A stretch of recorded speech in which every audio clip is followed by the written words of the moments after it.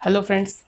जैसे कि हमने लास्ट वीडियो में कहा था कि जैसे ये हो जाएगा अपना पोर्शन के बारे में बता दूंगा मैं। वैसे मैं जैसे इंडेक्स के हिसाब से मैं एक एक चैप्टर्स को आपको वीडियोस प्रोवाइड करता रहूँगा। तो ये मेरा फर्स्ट वीडियो है आफ्टर आवर इंट्रोडक्शन पार्ट। तो हम फर्स्ट वीडियो में फर्स्ट लेक्चर में हम चैप्टर नंबर 1 देखने वाले हैं। Chapter number 1 of direct tax T Y B com syllabus का। तो चलिए देखते हैं। बेसिक कॉन्सेप्ट है। बेसिक कॉन्सेप्ट में मोस्टली थ्योरी पार्ट है ये। और ये अगर चैप्टर आप अच्छे से याद करते हो तो मेरे हिसाब से आपको कभी प्रॉब्लम नहीं आएगी आगे वाले कोई भी चैप्टर्स को इजीली अंडरस्टैंड करना, क्योंकि ये बेसिक डेफिनेशन है। कोई भी चीज़ आप जब करते हो तो अगर आपको बेसिक पता हो वो चीज़ की तो शायद आपको कभी प्रॉब्लम नहीं आएगी। तो मेरे हिसाब से अगर ये चैप्टर आप अच्छे से क्लियरली करते हो तो आपको थ्योरी में भी बहुत काम आएगा। थ्योरी इन द सेंस, अगर आप देखते हो मैंने पैटर्न भी बताया था लास्ट टाइम कि आपको जो है स्टार्टिंग में फर्स्ट क्वेश्चन ऑब्जेक्टिव मिलता है, वो प्योरली थ्योरी पे डिपेंड होता है, और लास्ट क्वेश्चन प्योरली अपने को थ्योरी पूरा पार्ट लिखना पड़ता है। 10-10 मार्क के क्वेश्चन आते हैं उसके ऊपर। ठीक है। तो मैं तो सजेस्ट करूँगा ये चैप्टर को जितना हो सके अच्छे से रट लो। रटना ही इम्पोर्टेंट है, और इसका इम्पोर्टेंस से ज़्यादा इम्पोर्टेंट एक बार समझ लो मैं क्या बोलने चाहता हूँ ये चैप्टर के ऊपर। जैसे कि इसमें बहुत सारे इंट्रोडक्शंस पार्ट है, डेफिनेशन है, स्कोप है, बहुत कुछ है इसके अंदर जो हम एक एक करके जैसा मैंने इंडेक्स यहाँ पर पीछे मैंने बनाया उस हिसाब से हम एक एक करके देखते जाएंगे। तो चलिए स्टार्ट करते हैं हम लोग। फर्स्ट चैप्टर है अपना basic concept in direct tax, जो आपको 7th-5th में काम आने वाला है। चैप्टर नंबर 1 में फर्स्ट अपने को इंट्रोडक्शन देखना है। इंट्रोडक्शन में क्या आएगा क्या नहीं आएगा मैं एक एक करके आपको सब एक्सप्लेन करता जाऊंगा। सेकंड में आएगा स्कोप। इंट्रोडक्शन में क्या आएगा सर, क्या आ सकता है इंट्रोडक्शन में ना ऐसा हो सकता है कि हम जो है ना ये जो एक्ट है, इनकम टैक्स एक्ट है, वो कौन सा एक्ट मतलब कब इंट्रोड्यूस किया गया था, या इसका हेड कौन है, एडमिनिस्ट्रेटिव कौन है, इसको इंटरप्रेट कैसा किया जाता है, उसके बारे में बात करेंगे। मतलब इनकम टैक्स के बारे में बात करेंगे जो गवर्नमेंट अपने पे लागू कर रही है, वो चीज़ हम लोग इंट्रोडक्शन में देखेंगे। उसके बाद बोलते हैं scope of applicability. Scope of applicability क्या हो सकता है? स्कोप का मतलब होता है कि इनकम टैक्स क्या क्या किधर किधर एप्लीकेबल कर सकते हैं। तो ये कंट्री के ऊपर डिपेंड है। कभी कभी क्या होता है कुछ एरिया को हम एक्सक्लूड कर देते हैं भले वो इंडिया में होने के बावजूद भी। तो ये स्कोप ऑफ एप्लीकेबिलिटी देखेंगे, इसमें क्या इंडिया किधर किधर इनकम टैक्स एप्लीकेबल कर रहा है, अपनी कंट्रीज में कौन से टेरिटरी में एप्लीकेबल कर रहा है। उसके बाद डेफिनेशन का बात कर रहा है। डेफिनेशन में हम लोग ये पढ़ेंगे कभी कभी क्या होता है डेफिनेशन मतलब देखा जाए तो डेफिनेशन दो टाइप के हो सकते हैं। तो दो टाइप के डेफिनेशन में कैसे, एक इंक्लूसिव हो सकता है डेफिनेशन, एक एक्सक्लूसिव हो सकता है। तो इनकम टैक्स ने कौन सा डेफिनेशन दिया, इंक्लूसिव दिया एक्सक्लूसिव दिया, उसके बारे में हम लोग एक बार डिस्कस करेंगे। नेक्स्ट है असेसमेंट ईयर। फर्स्ट हमने देखा इंट्रोडक्शन पार्ट में हम लोग देखेंगे कि इनकम टैक्स कैसे एप्लीकेबल होगा अपने को। उसके बाद हमने देखेगा कि कौन से टेरिटरी में इनकम टैक्स एप्लीकेबल है अपने इंडिया के। उसके बाद में देखिए कि डेफिनेशन कैसे टाइप के होते हैं डेफिनेशन, और इनकम टैक्स ने कौन सा डेफिनेशन फॉलो किया है। उसके बाद में असेसमेंट ईयर। ये असेसमेंट ईयर जब भी बात आती है ना, याद रखना हमेशा इनकम टैक्स एक्ट ही असेसमेंट ईयर के बारे में बात करता है, कोई दूसरा असेसमेंट ईयर के बारे में डिस्क्राइब नहीं किया, डिफाइन नहीं किया। तो असेसमेंट ईयर क्या होता है, और उसके बाद में प्रीवियस ईयर क्या होता है, वो भी कौन बताएगा अपने को, इनकम टैक्स एक्ट ही बताएगा। तो उसका डेफिनेशन से वो डेफिनेशन अच्छे से पढ़ लेंगे, अपन समझेंगे कि क्या होता है ये असेसमेंट ईयर और प्रीवियस ईयर। उसके बाद में आता है पर्सन तो नॉर्मल सर नेचुरल पर्सन होता है, ये पता है ना अपने को। हम बोलते हैं ना आप भी एक पर्सन हो, तुम भी एक पर्सन हो, जो भी पर्सन, बट इनकम टैक्स कुछ अलग बोलता है। पर्सन का डेफिनेशन वो कुछ अलग देता है। तो वो पर्सन का डेफिनेशन में बहुत कुछ कवर होता है, वो चीज़ अपने को देखना है कि क्या क्या चीज़ कवर हो सकता है उसके अंदर, और इनकम टैक्स क्या कवर कर रहा है। ठीक है, क्या क्या चीज़ नहीं कवर कर रहा है, वो सब चीज़ भी हम क्या करेंगे इधर पर्सन के डेफिनेशंस में पढ़ेंगे। उसके बाद में इनकम मेन तो वही है ना भाई, इनकम टैक्स किस पे चार्ज करेगा, मैं इनकम पे चार्ज करूंगा। और हम लोग पूछेंगे ना गवर्नमेंट को, भाई तुम चार्ज कर रहे हो इनकम टैक्स, तो इनकम टैक्स कौन से इनकम पर चार्ज करेगा मैं, राइट, ये तो क्वेश्चन होगा मेरा। तो कौन से इनकम पर चार्ज होगा वो तुमको कौन बताएगा? इनकम टैक्स खुद ही बता रहा है भाई, मैं ऐसे ऐसे इतने इतने सारे इनकम से ये इनकम अगर तुम लोग के पास आ गया तो मैं तुम लोग को इनकम एज कंसिडर करके उस पर टैक्स लगाऊंगा। तो वो कौन से इनकम है? बहुत सारे इनकम है सर। सर लिस्ट है, पूरा लिस्ट आराम से अपन देख लेंगे पूरा लेक्चर में। तुमको कोई प्रॉब्लम नहीं होगी, इतना तो मैं गारंटी देता हूँ। नेक्स्ट नेक्स्ट है अपना असेसमेंट। ये देखिए मैंने इधर क्या लिखा था, असेसमेंट ईयर लिखा था, इधर क्या है, असेसमेंट है। दोनों में बड़ा फर्क होता है, वो जैसे हम लोग चैप्टर में आ जाएंगे वो मैं क्लियर कर दूंगा। असेसमेंट वो अलग होता है एक, और असेसमेंट ईयर कुछ अलग होता है। ईयर तो ईयर होता है, मैं ईयर के बारे में बात कर रहा हूँ, बट असेसमेंट दोनों जमीन आसमान का फर्क है, ठीक है। तो वो जब आ जाएगा मैं पॉइंट उसको अच्छे से आपको एक्सप्लेन कर दूंगा। उसके बाद क्या है, एसएससी। एसएससी किसको बोलते हैं सर? देखो डेफिनेशन पर्सन, पर्सन है या नहीं, उसके बाद में एसएससी है या नहीं, क्योंकि पर्सन कंसीडर होने के बाद एसएससी कंसीडर होता है। फिर एसएससी को हम टैक्स मतलब इनकम टैक्स में कंसीडर करते हैं, ये एसएससी इसका इनकम टैक्स पेएबल है वैसे। तो इनकम टैक्स में एक बंदे को जिस पे इनकम टैक्स चार्ज होने वाला है, जिससे मतलब जो भी इनकम टैक्स जिसको एप्लीकेबल हो जाता है, तो वो चीज़ वो बंदे को हम एसएससी बोलते हैं। तो वो जो भी है डेफिनेशन वो भी क्लियर कर देंगे एक एक पॉइंट्स के थ्रू। और सेकेंड लास्ट है अपना चार्ज ऑफ इनकम टैक्स। एक बार अगर इनकम टैक्स आपको एप्लीकेबल होता है या फिर होने वाला है, तो कोई तो बेसिस पे इनकम टैक्स एप्लीकेबल होता होगा। तो चार्ज मतलब बेसिक होता है सबसे पहला चार्ज। अगर तुम चार्ज में बैठ जाते हो वो डेफिनेशन में, चार्ज के डेफिनेशन में, तो आपको इनकम टैक्स लगेगा।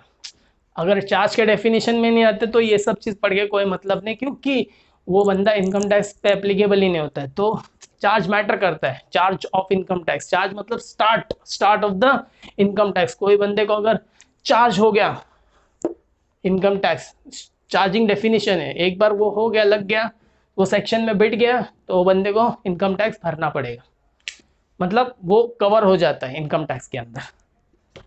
नेक्स्ट है लास्ट है अपना कंप्यूटेशन ऑफ इनकम। ये देखो ये जो चैप्टर है अपना लास्ट चैप्टर होता है, जो मैंने लास्ट अपना सिलेबस में जब डिस्कस कर रहे थे हम लोग, आपको टॉपिक बताया था computation of income. Computation of income कैसा होता है, 5 हेड्स को ले लिया जाता है, डिडक्शंस किया जाता है, उसके बाद जो टोटल इनकम बचता है उसको कंप्यूटेशन करते हैं अपन, जो कंप्यूट करते हैं, कंप्यूट करके जो इनकम बचता है उस पर हम लोग क्या करते हैं, चार्ज करते हैं, क्या, टैक्स। तो ऐसा करके मैंने आपको एक बार ओवरव्यू दे दिया ये चैप्टर में हम लोग क्या क्या सीखने वाले हैं, और हम लोग किस किस पे ज़्यादा ध्यान देंगे। ऐसा ज़रूरी नहीं हर एक चीज़ अच्छे से रट ले, बट इसमें से कुछ चीज़ें बहुत अच्छे से रट लेना चाहिए, ताकि वो डेफिनेशन डायरेक्टली एग्जाम में डायरेक्ट पॉइंट डायरेक्ट क्वेश्चन आ जाता है, तो लिखते ही डेफिनेशन लिखते वहाँ पे मार्क्स ज़्यादा कवर हो जाते हैं अपने।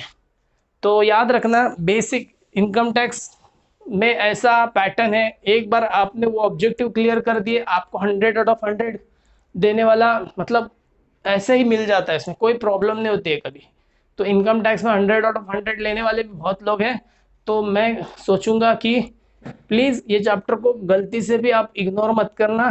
थियरी लगेगा बट बहुत ही इंपॉर्टेंट चैप्टर है आपके ऑब्जेक्टिव मार्क्स कवर करने के लिए। 20 मार्क की बात आती है, 20 मार्क मतलब एक भी गलती होता है, एक एक लाइन का fill in the blanks type होता है, अगर मल्टीपल चॉइस में एक भी गलती हो आपका पूरा 1 मार्क चला जाता है। देखो दो कोई दूसरे क्वेश्चन होगा ना 4 मार्क का लिखने वाला पार्ट, उसमें 4 लाइन लिख भी दो तो भी 2 मार्क्स मिल जाते हैं अपने को, बट ऑब्जेक्टिव एक एक गलती छोटा सा आपको पूरा 1 1 मार्क्स लॉस करवा सकता है। तो प्लीज इस पे फुल फोकस करना, मैं कोशिश करूंगा वीडियो जितना हो सके पूरा कवर करके आपको लाके आपके सामने रखूं। तो चलिए दोस्तों आगे बढ़ते हैं। आगे मैंने इंट्रोडक्शन के बारे में बात करने वाला हूँ।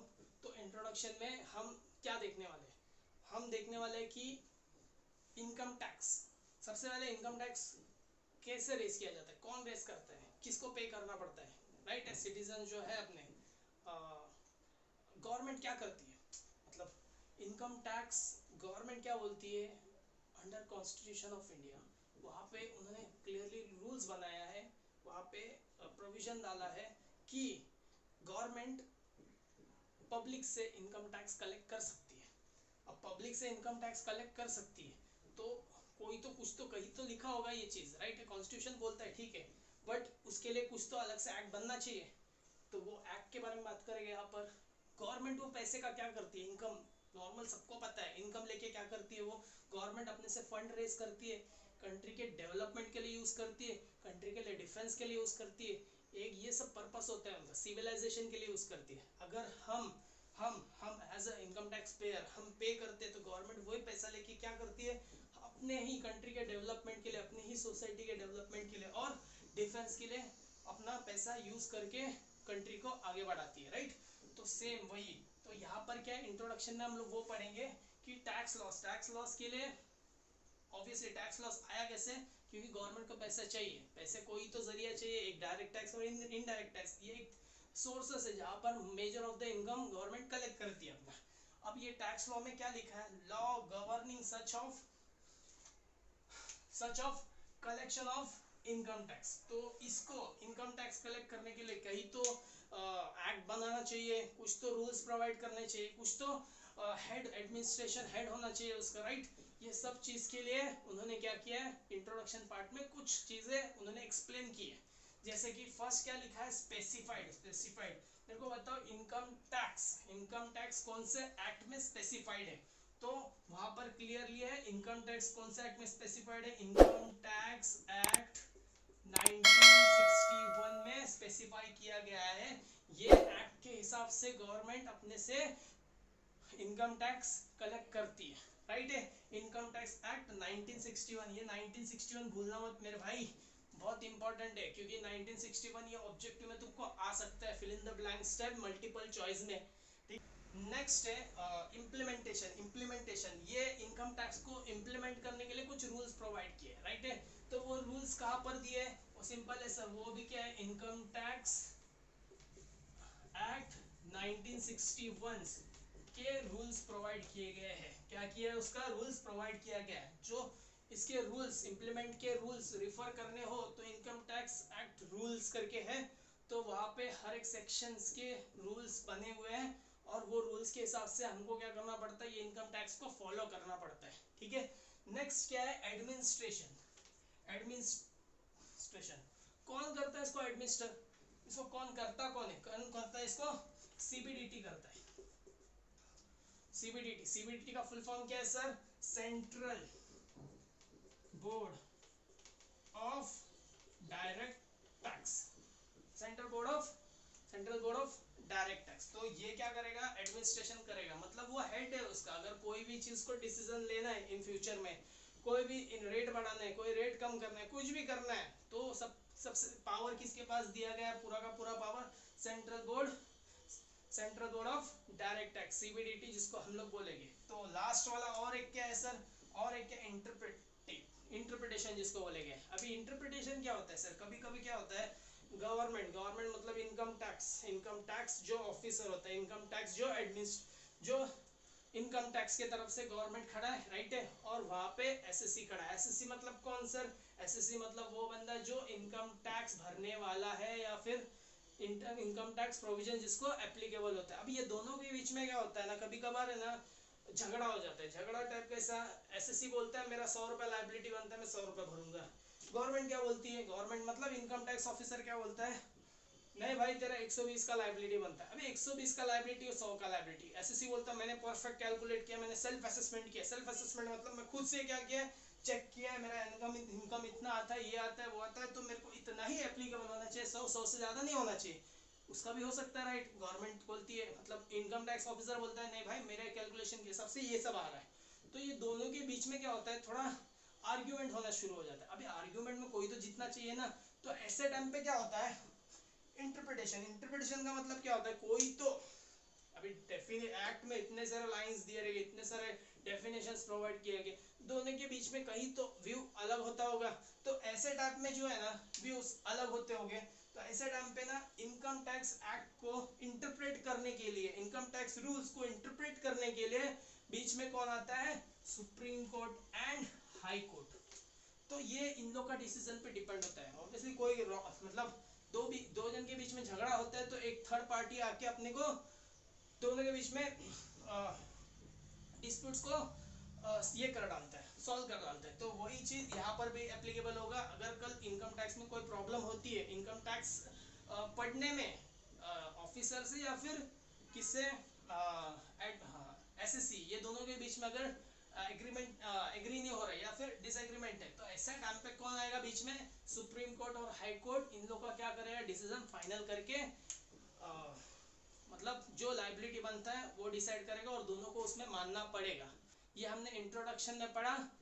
और चलिए नेक्स्ट हम लोग पढ़ेंगे स्कोप ऑफ इनकम टैक्स का एप्लीकेबिलिटी किसको होता है, कि इनकम टैक्स का applicability bye way of area बोलते हैं कि एरिया के हिसाब से इनकम टैक्स किधर किधर एप्लीकेबल हो सकता है। तो अब यहाँ पर देखिएगा सेकंड इंट्रोडक्शन पार्ट में मैंने स्कोप ऑफ एप्लीकेबिलिटी जो बोला था उसके बारे में, जैसे कि income tax act extend to whole of India. समझ रहे हो?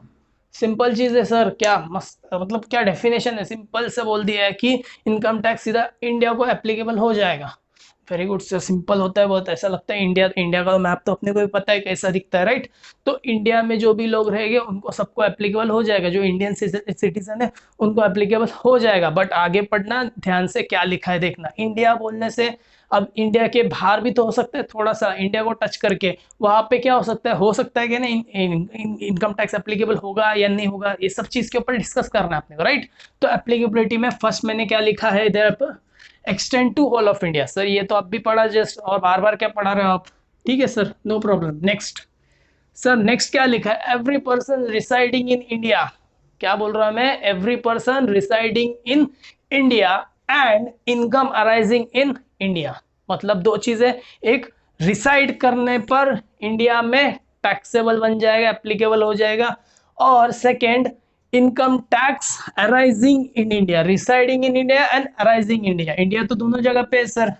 सर इसका मतलब क्या है? सर रिसाइडिंग का मतलब होता है, इनकम टैक्स में एक डेफिनेशन दिया है, एक डेफिनेशन मतलब एक क्राइटेरिया दिया है, क्राइटेरिया फॉर रेसिडेंस के लिए क्राइटेरिया है। किसके लिए क्राइटेरिया है? रेसिडेंस के लिए। अगर तुम वो कंडीशन फुलफिल करते हो तो ही आपको इनकम टैक्स आएगा, अदरवाइज आपको इनकम टैक्स एप्लीकेबल भी नहीं होगा।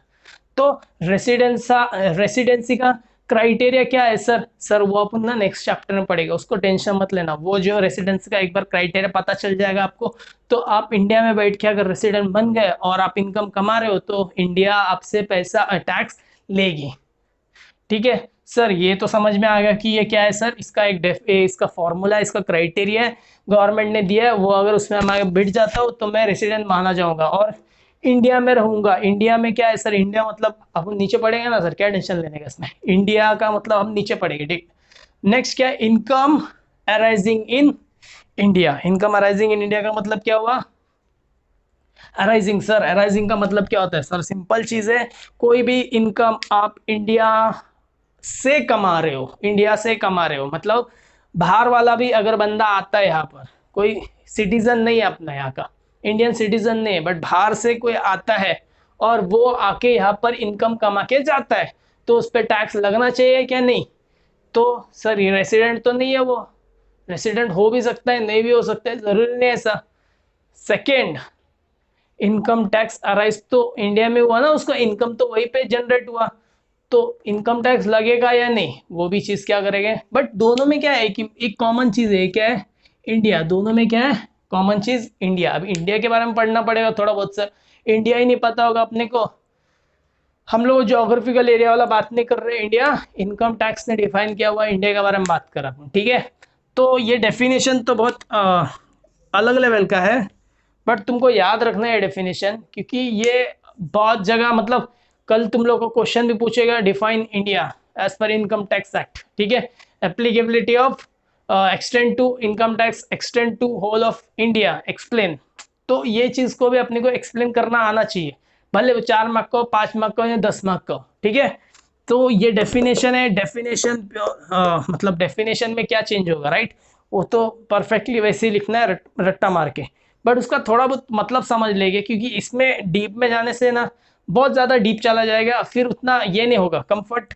अपने को जितना डेफिनेशन समझ के थोड़ा बहुत कंफर्ट मिल गया वो काफ़ी है अपने सिलेबस के लिए, ठीक है। तो फर्स्ट में क्या लिखा है हम लोग ने? इंडिया। इंडिया में डेफिनेशन क्या दिया? India covers the territory of India. Sir territory क्या है सर? सर टेरिटरी मतलब वही होता है जो क्या है, इंडिया का जो है लैंड मास जो है, जब देखते हैं स्टेट के कंट्रोल में आता है, राइट। स्टेट के कंट्रोल में महाराष्ट्र का एक टेरिटरी है, राइट। उसके बाद में उत्तर प्रदेश का एक टेरिटरी है, उसके बाद में मतलब अपने पास इतने सारे स्टेट्स हैं तो सबके अपने अपने टेरिटरी है, एक रीजन है, एक एरिया, एक लैंड मास है, राइट। वो टेरिटरी है। तो अगर ये रूल्स के हिसाब से मतलब गवर्नमेंट के हिसाब से वो टेरिटरी के अंडर इंडिया कंसिडर होता है, मतलब वो टेरिटरी इंडिया के अंडर कंसिडर होता है तो वो इंडिया में माना जाएगा और इनकम टैक्स पे एप्लीकेबल होगा। ठीक है। नेक्स्ट क्या लिखा है, टेरिटोरियल वाटर। और ऐसा भी नहीं सर सिर्फ इंडिया में लैंड मास है, उसका वाटर भी तो है, वहाँ का जो वाटरवेज जो होता है अपना, राइट, कोस्टल एरियाज होते हैं वहाँ के, राइट, वो भी तो है। सीबेड इंडियन ओशन जो बोलते हैं हम लोग, राइट। तो उसके भी कहीं तो पार्ट तक क्या है अपना कंट्रोल है, उसके ऊपर गवर्नमेंट का कंट्रोल है, अपना देश में आता है वो चीज, राइट। तो अब मैं इसके ऊपर डिटेल में नहीं जाऊंगा कि कितना एरिया होगा कितना नहीं होगा, वो इनकम टैक्स जब तुम लोग इनकम टैक्स में डीप पढ़ोगे और भी ज्यादा डिटेल में पढ़ोगे तो वो आपको क्लियरली दिखाई देगा कितना माइल्स तक हमारा टेरिटोरियल वाटर आता है और क्या आता है। ठीक है। तो फिलहाल ये सिलेबस के हिसाब से अपने को जितना दिया है बुक में उससे थोड़ा बहुत एक्स्ट्रा नॉलेज मैं दे दूंगा यहाँ पे। ठीक है। तो टेरिटोरियल वाटर मतलब जो टेरिटरी है उसके आगे जो वाटर बेस वाटर एरिया है वो भी उसमें का कुछ पार्ट भी इंडिया का है। तो अगर वहां पे भी कोई बंदा वहां से कुछ फिशरिंग करके भी कमा रहा है तो वो भी इनकम टैक्स में कंसिडर होगा, क्योंकि उसको भी मैं क्या बोल दूंगा, इंडिया बोलूंगा वो चीज को भी। उसके बाद में sea bed and subsoil. Sea bed sir क्या होता है? सी बेड मतलब जो जो ओशन है, ओशन के जो पानी है, पानी के नीचे जो पार्ट होता है, लैंड मास होता है नीचे, राइट, वो लैंड मास को सी बेड बोला जाता है। अगर वो सी जो कंट्रोल अपने अंडर में है तो उसका नीचे का जो सरफेस है लैंड का वो भी अपने कंट्रोल में होगा। और सबसॉइल सर वही है सर, उसी के मतलब उसी के अंदर जो सॉइल होता है, राइट है। सी बेड और सबसॉइल मतलब लैंड लैंड नॉर्मल लैंड है समझो, उसके अंदर का जो सॉइल है सबसॉइल बोलते हैं जिसको, राइट, वो भी क्या कंसीडर किया जाएगा, अपना ही पार्ट माना जाएगा। अगर कल उसमें से कोई मिनरल्स मिलते हैं अपने को, तेल वगैरह निकल गया भाई, वो भी क्या करा जाएगा, इंडिया में कंसीडर किया जाएगा और वहां पे इनकम टैक्स चार्ज किया जाएगा। मतलब सर इनडायरेक्टली इन लोग हर चीज लेने की कोशिश कर रहे हैं। एक तो पहले बोल दिया पूरा टेरिटरी, उसके बाद पानी बोल दिया, पानी का बेस बोल दिया, उसके बाद लैंड बोला, लैंड का भी बेस का बात कर रहा है अभी इन लोग। आगे क्या है, आगे ये भी एक पार्ट है ये भी एक पार्ट है कंटिनेंटल शेल्फ। इस ये भी क्या है, पानी का ही एक पार्ट है जो नीचे पाया जाता है। जैसे आप बोल सकते हो आप वाटर बेस में कुछ चीजें हैं जो उन्होंने डिफाइन किए कंटिनेंटल शेल्फ बोल के किया। एक बार आप गूगल करोगे तो उन लोग क्लियरली मैप्स में दिखा देंगे कि कंटिनेंटल शेल्फ किसको बोलते हैं, सी बेड किसको बोलते हैं और टेरिटोरियल वाटर्स किसको बोलते हैं। तो ये टेरिटोरियल वाटर अपने अपने कंट्रीज का अपना अपना जो है जिसके पास है, जैसे श्रीलंका का अपना टेरिटोरियल वाटर होगा, तो वैसे ही टेरिटोरियल वाटर, सी बेड, सब सॉइल, ये सब का कवर किया गया है इसके अंदर। मतलब इनकम टैक्स हर चीज को कवर कर रहे हैं। उसके बाद क्या है, exclusive economic zone. Exclusive economic zone क्या है, गवर्नमेंट क्या बोलती है, ये पर्टिकुलर एरिया, ये पर्टिकुलर वाटर सी वाटर हो गया या सी एरिया हो गया, ये सब चीज जो है अपना इंडिया में जो कवर हो रहा है उसको मैं स्पेसिफिक बोलता हूँ exclusive economic zone. Exclusive economic zone को अलग से कुछ बेनिफिट्स दिया जाता है, मतलब एक योजना टाइप है ना, उसको वो एरिया को डिक्लेयर कर देती है स्पेसिफिक इकोनॉमिक जोन, जिसमें क्या होता है गवर्नमेंट उसको अलग से कुछ इंसेंटिव्स प्रोवाइड करती है, उसको अलग बेनिफिट्स देती है, टैक्स हॉलिडे जो भी देती है वो अलग उनको अलग से उनको बेनिफिट्स मिलता है। तो वो एरिया को जैसा उन्होंने क्या किया, डिक्लेयर किया है contingent sorry exclusive economic zone. और लास्ट में अपना आता है maritime zone and air space. Maritime zone में क्या हो सकता है कि कोई भी समझो सी वाटर है, रिवर है, समझो रिवर दो जगह दो कंट्री से मिला हुआ है, रिवर है, तो क्या होता है कभी कभार है ना, हम लोग क्या करते हैं वो रिवर को रोक देते हैं और वो रिसोर्सेस को अपनी जगह पर ले लेते हैं, राइट। तो ऐसा टाइम पे क्या होता है, एक बाउंड्री बनता है, मैरीटाइम बाउंड्री, तो वो बाउंड्री भी कवर किया जाता है किसके अंदर, इंडिया में, ऐसा बोलना है इनकम टैक्स का, ठीक है।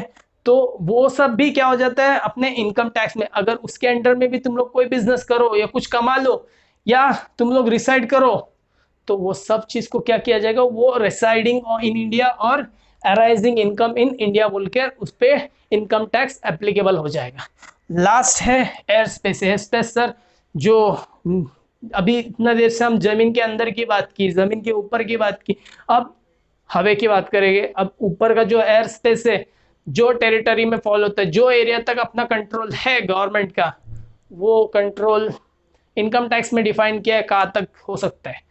तो एयर स्पेस भी क्या हो जाएगा, तो इन सिंपल इंडिया का मतलब होता है पूरा लैंड मास, पूरा वाटर एरिया जहाँ तक अपना कंट्रोल है, राइट है। और इनकम टैक्स ने भी कुछ एरिया को डिफाइन किया, यहाँ तक ही अपना कंट्रोल है, उसके आगे भी होगा तो हम लोग उसको कंसिडर नहीं करेंगे।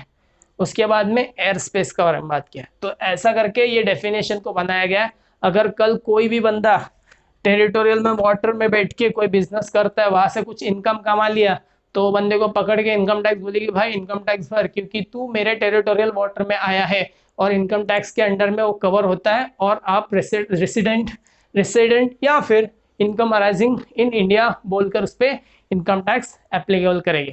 तो चलिए हम लोग नेक्स्ट देखते हैं टॉपिक के बारे में। तो चलिए दोस्तों हम आगे बढ़ते हैं। आगे आगे हमारा डेफिनेशन आता है। डेफिनेशन सर, डेफिनेशंस क्या है सर? डेफिनेशंस हर एक्ट में, हमेशा याद रखना, हर एक्ट में स्टार्ट करने से पहले वो हर एक वर्ड्स को डिफाइन किया जाता है। हर एक वर्ड्स को डिफाइन किया जाता है। इनकम टैक्स में भी आप देखोगे, इनकम टैक्स में भी देखोगे तो सेक्शन 2 में, सेक्शन 2 में यहाँ पर लिखा है मैंने, इनकम टैक्स में भी डेफिनेशंस, हर डेफिनेशंस आपको कहाँ पर मिल जाएंगे, सेक्शन 2 में क्लियरली डिफाइन किया गया है कि कोई भी डाउट आता है इन फ्यूचर में कि इसका डेफिनेशन क्या है, उसका डेफिनेशन क्या है, तो आपको इनकम टैक्स एक्ट में सेक्शन 2 में आपको हर डेफिनेशंस उन्होंने क्लियर कर दिया है कि मतलब मीनिंग क्या है कि कोई एक वर्ड का एक जो यूज किया जा रहा है इनकम टैक्स में। अब उसके बाद में हम क्या पढ़ेंगे कि ये डेफिनेशंस होते कैसे कैसे है। देखो दो टाइप के डेफिनेशंस होते हैं, हमेशा कोई भी हो तो दो टाइप के तुमको डेफिनेशंस मिल जाएंगे। एक होता है इंक्लूसिव डेफिनेशन और दूसरा होता है एक्सक्लूसिव डेफिनेशन। अभी इंक्लूसिव एक्सक्लूसिव क्या होता है सर? सर सिंपल चीज है, इंक्लूसिव डेफिनेशंस का मतलब होता है कि कुछ चीजें हम इंक्लूड करेंगे, वो चीज को वो इंक्लूसिव बोला जाएगा। मतलब मैं बोल रहा हूँ ये इसका मतलब होता है includes this this this this this, कुछ भी हो सकता है। तो ऐसे टाइप को क्या बोलेंगे हम, इंक्लूसिव डेफिनेशंस। जब भी कोई भी डेफिनेशन स्टार्ट होता है ना, तो देखने का ऐसा, जैसा person, person includes income, income includes assessment, assessment includes business, include, समझ रहे हो आप? तो जब डेफिनेशन कोई भी शुरू होता है ना, तो अगर उसके सामने इंक्लूड्स वर्ड्स आता है तो वो इंक्लूसिव डेफिनेशन होता है। अगर उसके सामने मीन्स करके डेफिनेशन आता है, मीन्स का मतलब क्या होता है, दिस मीन्स दिस, तो ये बोलना चाहता है कि कंपनी का मतलब क्या है। जैसे what is company, company means what is assessment year, assessment year means previous year means. इसका मतलब होता है कि वो डेफिनेशन बहुत रेस्ट्रिक्टेड बन जाता है, ठीक है। वो अगर मैं लेक्चर्स ले रहा हूँ टी वाई बी कॉम के, मैंने क्लियर कर दिया कि ये लेक्चर्स होगा टी वाई बी कॉम के लिए, तो T Y B com restrict हो जाता है। और भी अगर मैं बोल दूंगा कि ये सिर्फ मुंबई यूनिवर्सिटी के टी वाई बी कॉम के लिए, तो और भी रेस्ट्रिक्ट हो जाएगा, वो मीनिंग स्पेसिफिक बन जाएगा। तो वो ऐसे स्पेसिफिक मीनिंग के लिए एक्सक्लूसिव डेफिनेशन होता है। और जो इंक्लूसिव मतलब और भी इन फ्यूचर में मुझे कुछ ऐड करना हो उसके अंदर, तो वो इंक्लूसिव डेफिनेशन में डाल देते। तो इनकम टैक्स दो पार्ट में डिवाइड है, इंक्लूसिव डेफिनेशन, एक्सक्लूसिव, जो सेक्शन 2 में आपको हर जगह मिल जाएगा। सेक्शन 2 में हर डेफिनेशन उसने क्लियरली डिफाइन किए, बट उसमें से हम लोग कुछ कुछ कुछ कुछ कुछ कुछ छोटे मोटे 2-3 डेफिनेशंस हैं जो अभी अपने सिलेबस के लिए, और प्लस इनकम टैक्स में जो बार बार यूज होते हैं, जो आपको आगे हर जगह यूज करने वाले हो, तो वो डेफिनेशंस में एक 2-4 डेफिनेशंस क्लियर करूंगा जो आपके एग्जाम्स के लिए भी मोस्ट इंपॉर्टेंट डेफिनेशन है। फॉर एग्जांपल, और इसको अंडरस्टैंड करना पहले वेरी मच, क्योंकि ये चीज नहीं समझोगे तो आगे क्या करोगे, ऐसा है चीज। तो यहाँ पर देखो क्या लिखा है, assessment year, assessment year, assessment year क्या है सर? डेफिनेशन है। डेफिनेशन किसके अंडर फॉलो होता है sir? Exclusive definition. Exclusive definition में फॉलो होता है क्या? Assessment year. और असेसमेंट ईयर का मतलब क्या है? सर ये चीज अपन पहले पढ़ेंगे, याद रखना इनकम टैक्स में ही असेसमेंट ईयर का वर्ड्स यूज किया जाता है। ये सेंटेंस, ये जो ईयर है, ये ईयर सिर्फ इनकम टैक्स में आता है, ठीक है। जैसे बाकी कोई अकाउंटिंग ईयर में कभी नहीं है असेसमेंट ईयर ऐसा पूछा जाएगा तुमको। तो असेसमेंट ईयर क्या होता है सर? असेसमेंट ईयर का मतलब होता है सर एक टाइम, एक पीरियड ऑफ 12 मंथ, ठीक है, 12 महीने का एक पीरियड जो कमेंस कब होगा? Commencing on first day of April every year. समझ रहे हो? First day of April every year, first day of April every year commence होगा, वहां से लेके 12 महीने तक होगा। और मतलब सर वहां से 12 महीने तक क्या हो जाता है, फिर मार्च में पहुंच जाते हैं अपन 12 महीने, राइट। तो असेसमेंट ईयर का सिंपल डेफिनेशन उन लोगों ने दिया है, a period of 12 month commencing on first day of April every year. Sir इसको है ना हम लोग और थोड़ा डिटेल में समझ के लेते हैं, प्रैक्टिकल लैब में कैसे यूज करेंगे। सर उससे पहले है ना मैंने एक चीज ऊपर लिखा था, ये लाइन, ये लाइन अच्छे से पढ़ लो तो तुमको पूरा का पूरा समझ में आएगा क्या बोलना चाहता है। असेसमेंट ईयर एक ऐसा ईयर होता है जो जो जो लाइबिलिटी क्या करता है, कंप्यूट करता है। किसका सर? टैक्स का। अगर मैं कुछ कमा रहा हूं, ठीक है, तो मेरा कमाने का जो टैक्स है, उसके ऊपर जो टैक्स है, मेरा जो भी इनकम होगा उस पर जो टैक्स होगा, वो टैक्स को कब कंप्यूट किया जाएगा सर? वो टैक्स को हम असेसमेंट ईयर में कंप्यूट किए करेंगे। क्या बोला मैंने? तुम लोग का कोई भी इनकम तुम लोग कमाते हो तो इनकम टैक्स बोलता है वो तुम्हारा टोटल जितना भी इनकम कमाया रहेगा ना, कोई भी मतलब एक पीरियड में, वो सबका कैलकुलेशन मैं उसके असेसमेंट ईयर में करूंगा। क्या बोला मैंने? उसके असेसमेंट ईयर में करूंगा, मतलब ऐसा ईयर जिसमें टैक्स कंप्यूट किया जाता है। फॉर एग्जांपल आज के पीरियड में, आज के पीरियड में मेरा करंट ईयर क्या रहेगा, मेरा असेसमेंट ईयर क्या होगा सर? असेसमेंट ईयर क्या होगा? अब क्या चल रहा है, ईयर क्या चल रहा है? 2020 21 का पीरियड है, राइट। ये ईयर चल रहा है अपना। तो ये ईयर में कंप्यूट किया जाएगा किसका टैक्स सर? प्रीवियस ईयर का टैक्स। प्रीवियस ये साल में कंप्यूट किया जाएगा इनकम जिसपे हम टैक्स लगाने वाले, तो वो ईयर को क्या बोलेंगे हम? Assessment year. सर ये ऐसा क्या बोल रहा हूँ, डायरेक्ट डायरेक्ट 2021 क्यों लिया? जब तक आपको प्रीवियस ईयर का मतलब नहीं समझेगा तो असेसमेंट ईयर आप समझने में थोड़ा प्रॉब्लम होगा, ठीक है। तो मैं ये बोल रहा हूँ मैंने जो है 2019-20 में मैंने 1 लाख रुपए कमाया, ठीक है, 1 लाख रुपीज मैंने अर्न किया। तो इनकम टैक्स क्या बोलेगा, भाई तूने 1 लाख कमा लिया, कब कमा लिया? 1920 में। तो ये 1920 जो है ना, ये मेरे लिए क्या बनेगा? Previous year. क्या बोलेंगे इसको? Previous year. क्या बोलेंगे हम लोग इसको? Previous year. सर ये प्रीवियस ईयर समझ गया सर, जिस टाइम पे हम लोग पैसे कमाते हैं उस टाइम को प्रीवियस ईयर बोलेंगे, राइट। बट मेरे को बताओ ये स्टार्ट कब होगा सर? कभी भी हो सकता है सर। एंड कब होगा सर? 31 मार्च को हो जाता है एंड। तो सर इसमें से जब मैं कमाऊंगा 1 लाख तो उसके लिए मेरे को टैक्स भी तो कंप्यूट करना पड़ेगा। वो थोड़ी ना यही साल में कर दूंगा, मैं जब तक खत्म नहीं होगा मैं कर कैसे सकता हूँ? तो ऐसे टाइम पे इनकम टैक्स बोलता है रुक, ये होने दे, ये हुआ तेरा। इसके बाद जो ईयर स्टार्ट होगा कौन सा होगा?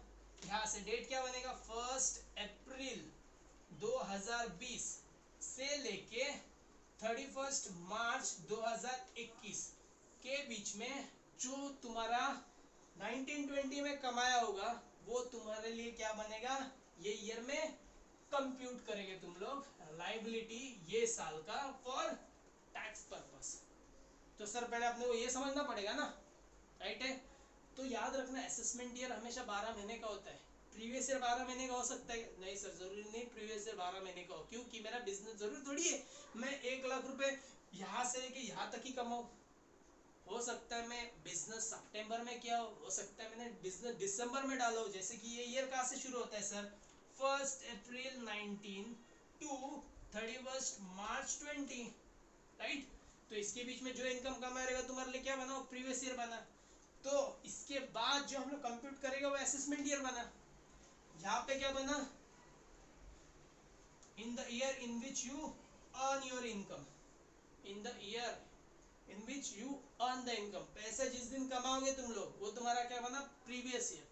वो पैसे का इनकम टैक्स भरोगे कब और कंप्यूट कब करोगे, वो तुम्हारा बना असेसमेंट ईयर।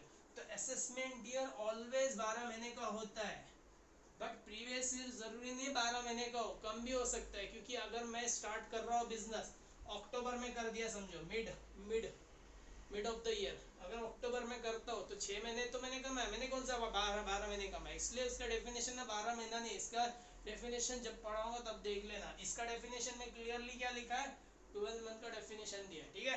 तो असेसमेंट ईयर जब भी किसी ने पूछा तो बोलना period of 12 months commencing on the first date of April every year. तो अप्रैल फर्स्ट से शुरू होगा हमेशा, जिस ईयर प्रीवियस ईयर का हम टैक्स कंप्यूट करने की, इनकम कंप्यूट और टैक्स कंप्यूट करने की कोशिश करेगा, वही ईयर को असेसमेंट ईयर बोला जाता है।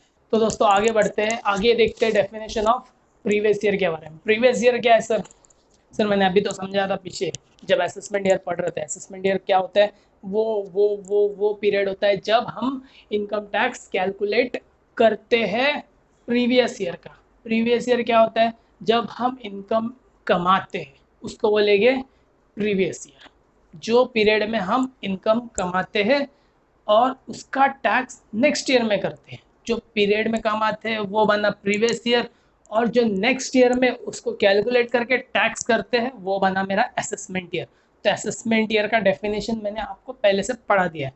अब अपन जाते हैं नेक्स्ट, पूछते हैं definition of previous year. Previous year का डेफिनेशन क्या बोल रहा है sir? Previous year means a financial year. Financial year मतलब सर जिस ईयर में अपन अकाउंटिंग ईयर देखा रहेगा, right? Financial year, accounting year ये होता है ना। तो financial year, right, immediately preceding, मतलब फॉर एग्जांपल मैं लेता हूँ यहाँ पर, मैं लेता हूँ मेरा बिजनेस इनकम है, ठीक है। मैंने बिजनेस किया full whole year for financial year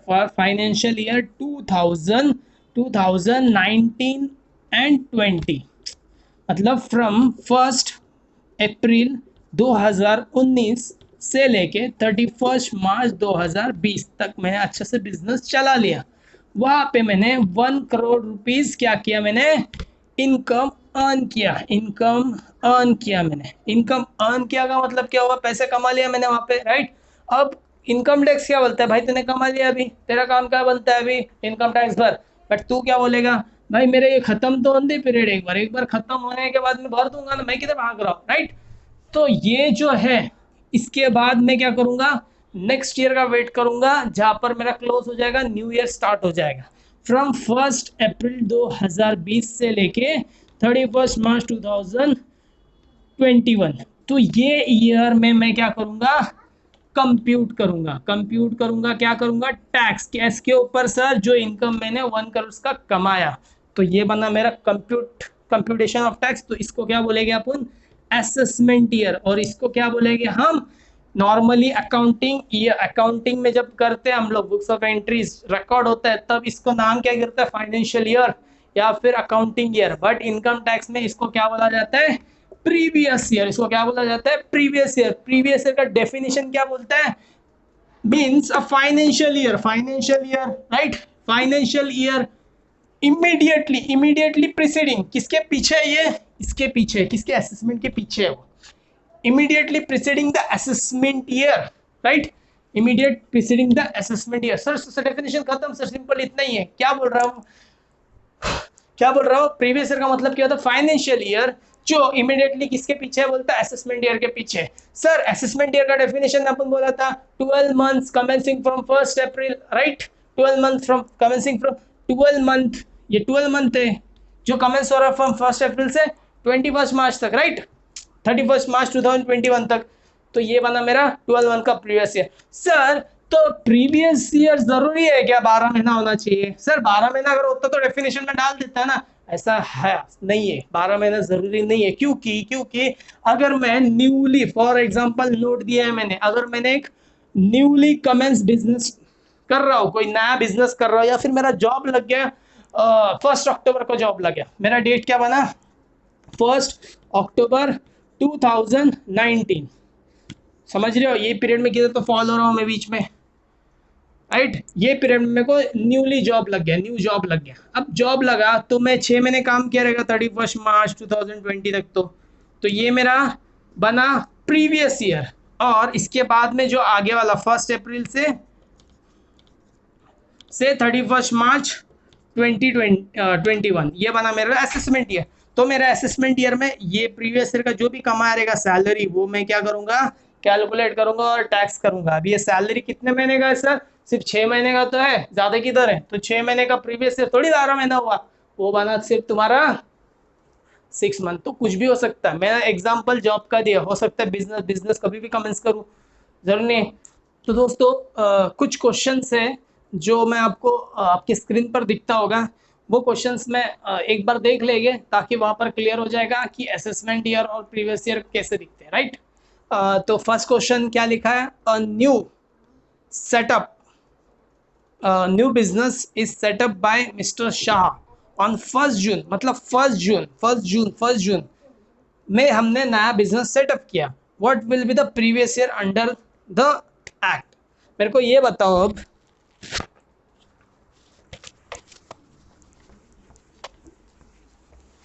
new business setup किया मैंने फर्स्ट जून को किया मैंने, 1 जून 2019। तो यहाँ से बिजनेस चला होगा 31 मार्च 2020 तक। तो यहाँ पर इनकम कंप्यूट हुआ रहेगा, ये मेरे लिए क्या बनेगा, प्रीवियस ईयर। और असेसमेंट ईयर इसका आगे वाला 1 अप्रैल 20 से लेके 31 मार्च 21। तो वही लिखा है देखो, previous in respect of a new business setup will be the period from 1 June to 31 March, and assessment year क्या बनेगा उसका 20 और 21, राइट। नेक्स्ट क्वेश्चन क्या है, mister A earlier unemployed get a job on 1 अगस्त, 1 अगस्त को जॉब मिला, and what will the relevant previous year. तो भाई 1 अगस्त को जॉब मिला तो 1 अगस्त से लेके 31 मार्च क्लोजिंग तक जाऊंगा मैं, और वहां तक का कितना मंथ होता है वो कैलकुलेट करूंगा, वो मेरे लिए बनेगा प्रीवियस ईयर। और उसके बाद वाले ईयर जो बनेगा मेरे लिए, जो टैक्सेबल ईयर, जो टैक्स जिसपे कंप्यूट किया जाएगा, वो मेरा असेसमेंट ईयर बनेगा। तो चलिए दोस्तों हम लोग आगे बढ़ते हैं पर्सन के डेफिनेशन पर। पर्सन का डेफिनेशन बहुत इंपॉर्टेंट है। पर्सन में ये पता चलेगा कि कौन से यूनिट्स है, कौन से इंडिविजुअल्स, मतलब किस लोगों पर टैक्स, इनकम टैक्स लगता है जैसे पर्सन्स के ऊपर। पर्सन मतलब, पर्सन का डेफिनेशन सिर्फ बोलने से ये नहीं है कि इंडिविजुअल पर्सन, भाई मेरे को देख के पर्सन बोले या आपको देख के पर्सन बोले, उसको पर्सन नहीं बोलते। इनकम टैक्स अपना डेफिनेशन दे रहा है पर्सन के ऊपर, वो एक बार देख लेंगे क्या है। फर्स्ट क्या दिया है उसने, पर्सन इंक्लूड। सर डेफिनेशन से ये तो पता चल रहा है इंक्लूसिव डेफिनेशन। इंक्लूसिव डेफिनेशन का सबसे मतलब फीचर क्या है उसका, इंक्लूसिव डेफिनेशन का मतलब वो डेफिनेशन है जो आगे जाके हो सकता है कि जो ये डेफिनेशन में नहीं आ रहा उसको भी इंक्लूड कर सके वो। तो ऐसा पॉसिबल हो सकता है कि कोई यूनिट्स, कोई बिजनेस, कोई मतलब कंपनीज जो इसके अंदर फॉल नहीं हो रहा है बट वो अर्न कर रही है इनकम, ऐसा टाइम पे वो बोल सकते हैं कि नहीं, क्या पर्सन का डेफिनेशन से कि इंक्लूड है इनकम टैक्स के ऊपर पूरा अधिकार है इनकम टैक्स के पास की, वो आपको पर्सन के डेफिनेशन में इंक्लूड करेगी by circular, by way of notice, कुछ भी जो उनको ठीक लगे। ठीक है, फर्स्ट क्या बोल रहा है अपना, इंडिविजुअल। फर्स्ट पर्सन में कौन आता है अपना, इंडिविजुअल। याद रखना जब भी है ना ये इसके बारे में बात कर रहा हूँ मैं पर्सन के बारे में, तो पर्सन का सबका अपना अपना टैक्स का क्राइटेरिया है, सबके ऊपर इनकम टैक्स का रेट अलग है, सबका अलग बेनिफिट है, सबका अलग एग्जेम्पशन लिमिट है, तो सबका अलग है। तो मैं अगर बोलूंगा मैं कौन हूँ सर, मैं इंडिविजुअल HUF हो सकता हूँ, मैं पर्सन कंपनी में भी आ सकता हूँ, किधर भी आ सकता हूँ, बट अपन एक एक का मीनिंग पढ़ के ले गए कि कौन से किस में फॉल होता है, अपन डेफिनेशन में वो देखते हैं। इंडिविजुअल मतलब एक नेचुरल पर्सन, जैसे मैं हो गया, आप हो गए, कोई भी हो गया, जो इंडिविजुअल बोला जाएगा, राइट।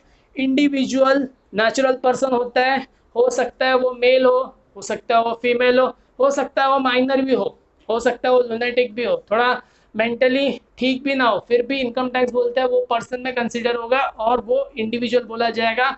वो अगर इनकम कमाता है तो इंडिविजुअल के हिसाब से जो क्राइटेरिया दिया है, जो उनका लिमिट्स है, वो हिसाब से उसको टैक्स लगेगा। ठीक है, नेक्स्ट कौन है, एचयूएफ। एचयूएफ कौन आता है सर, ये हिंदू फैमिलीज जो होती है, जो एंसेस्टर से लेके मतलब बिजनेस चलता है जिनका, जो बिजनेस करती है बट एंसेस्टर से मिलता है जाता है अपने को, बिजनेस आगे बढ़ते जाते हैं, अपने पूर्वजों से मिलता है, हम क्या करते हैं अपना बिजनेस चलाते हैं, अपने बच्चों को ट्रांसफर करते हो बिजनेस।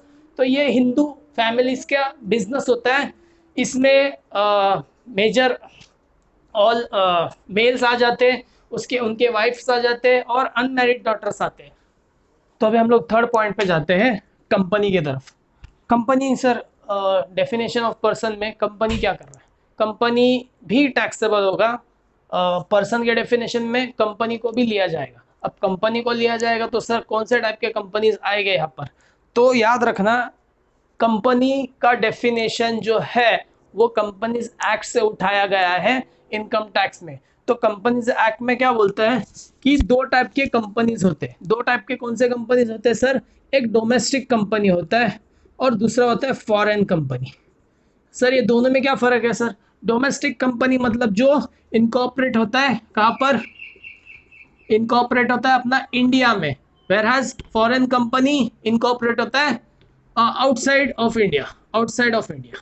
तो ये दो कंपनीज को कंपनीज एक्ट ने डिफाइन किया है। तो सेम पर्सन के डेफिनेशन में भी अगर मेरे को टैक्सेबल करना है तो कंपनी को डिफाइन किया है कि domestic company and foreign company, ये दो कंपनीज अपने इसमें कवर होते हैं। और क्या कवर हो सकता है सर, और एक वो हो सकता है सीबीडीटी को अगर लगे, सीबीडीटी को अगर लगे ये कि कोई इंस्टीट्यूशन, कोई एसोसिएशन, कोई भी जो बिजनेस कर रहा है बट वो ये डेफिनेशन में फॉल नहीं होता है कंपनीज एक्ट के डेफिनेशन में, बट उनको लगता है कि ये कंपनी इसको बोल सकते हैं, तो वो बाय नोटिफिकेशन, बाय सर्कुलर वो क्या कर सकता है, तुमको डिक्लेयर कर सकता है एज अ कंपनी। तो सीबीडीटी के पास पूरा पावर है कि वो क्या करेगा, कंपनी करके आपको डिक्लेयर करके पर्सन के अंदर कंसिडर करके आपको इनकम टैक्स के प्रोविजंस एप्लीकेबल कर सकता है।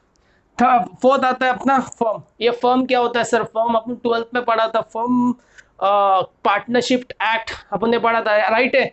तो फर्म में दो टाइप के फर्म होते हैं, एक नॉर्मल फर्म जिसका लाइबिलिटी अनलिमिटेड होता है और एक एलएलपी होता है जो 2008 एक्ट है अपना एलएलपी का। तो लिमिटेड लाइबिलिटी पार्टनरशिप और एक नॉर्मल पार्टनरशिप जो अनलिमिटेड लाइबिलिटी पार्टनरशिप बोलते हैं।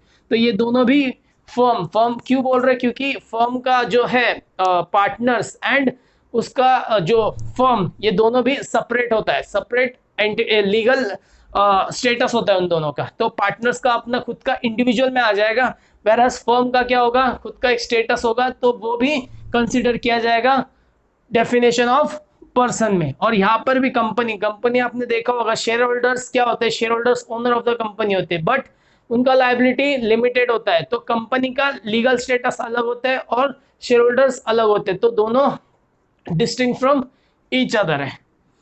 और उसके बाद में हम लोग क्या देखेंगे, एसोसिएशन ऑफ अ पर्सन और a body of individual weather incorporated और नॉट। देखो इनकॉर्पोरेट हो या ना हो, एसोसिएशन ऑफ पर्सन क्या होता है सर, एसोसिएशन ऑफ पर्सन ना ऐसा होता है दो से ज्यादा लोग आते हैं, एक जगह मिलते हैं और उनका मोटिव कुछ होता है, कुछ अर्न करने का, कुछ कमाने का मोटिव होता है। तो वो दोनों मिलके क्या करते हैं, फर्म क्रिएट कर, मतलब एक बिजनेस क्रिएट करते हैं, जहां पर फॉर एग्जांपल इसमें जो है, इसमें और बॉडी ऑफ इंडिविजुअल में ज्यादा फर्क नहीं होता है, बट दोनों में सिर्फ एक फर्क होता है कि एसोसिएशन ऑफ पर्सन में कोई भी आ सकता है। फॉर एग्जांपल इंडिविजुअल आया, उसने इंडिविजुअल आया प्लस उसके साथ पार्टनरशिप करने के लिए एचयूएफ आया, प्लस उसके साथ पार्टनरशिप करने कंपनी भी आ सकती है। तो एसोसिएशन ऑफ पर्सन में कोई भी आ सकते हैं, इंडिविजुअल, एचयूएफ, कंपनी, इन लोग का मिक्सचर करके इन लोग पार्टनरशिप कर सकते हैं। जैसा बोला टाटा कंपनी और रिलायंस कंपनी ने एक बिजनेस स्टार्ट करने की सोची या जॉइंट वेंचर करने की सोची, एक साथ मिलके एक छोटा सा बिजनेस स्टार्ट करना है उनको एक नाम पे, तो वो दोनों मिलके एक वेंचर बनाया, तो वो एसोसिएशन ऑफ पर्सन में कंसीडर हो सकता है। फॉर और एक बोलता हूँ फर्म, फर्म में क्या होता है, पार्टनर्स होता है, राइट। पार्टनर्स, अगर मैं और आप मिलके एक पार्टनरशिप स्टार्ट करते और वो पार्टनरशिप चलता गया, बट उसमें क्या हुआ, आगे जाके अपने को पता चला कि आपका पार्टनरशिप में जो है, पार्टनरशिप डीड में वो कहीं तो फॉल्ट है, लीगल नहीं माना जा रहा है। तो ऐसा टाइम पे अपना कोई तो बिजनेस चल रहा है, फर्म तो नहीं बोलेगा बट उसको एसोसिएशन ऑफ पर्सन बोल सकते हैं। तो एसोसिएशन ऑफ पर्सन में दो से ज़्यादा लोग आते हैं, बिजनेस करते हैं other than firm and company, तो वो बंदे वो बिजनेस को बोला जाएगा association of person. Association of person जैसे क्या होता है, बॉडी ऑफ इंडिविजुअल भी होता है, बॉडी ऑफ इंडिविजुअल होता है, बट वो इंडिविजुअल में आते हैं, मतलब सिर्फ इंडिविजुअल्स हो सकते हैं। यहाँ पर क्या होगा, इंडिविजुअल, एक इंडिविजुअल, दो इंडिविजुअल, तीन, जैसा मोर देन टू इंडिविजुअल्स क्या करते हैं, बिजनेस करते हैं, उनका भी एक ही मोटिव होता है, कुछ कमाने का। ठीक है, नेक्स्ट है local authority. Sir local authority में क्या आ सकता है, म्युनिसिपल कॉरपोरेशन आ सकता है, राइट है। और बोल सकते हो आप, जैसा पोर्ट कमिश्नर होता है, जैसा डिस्ट्रिक्ट बोर्ड होता है, ये सब क्या है, डिस्ट्रिक्ट कमिश्नर होता है, ये सब क्या है, लोकल अथॉरिटीज है। अब ये लोकल अथॉरिटीज में क्या कर सकते हैं, ये इन लोग का क्या होता है, काम क्या होता है, कंट्रोल करती है, मैनेज करती है, किसको, म्युनिसिपल को और उसके फंड्स को, तो वो लोकल अथॉरिटी माना जाएगा, और वो भी पर्सन के डेफिनेशन में कवर करता है इनकम टैक्स।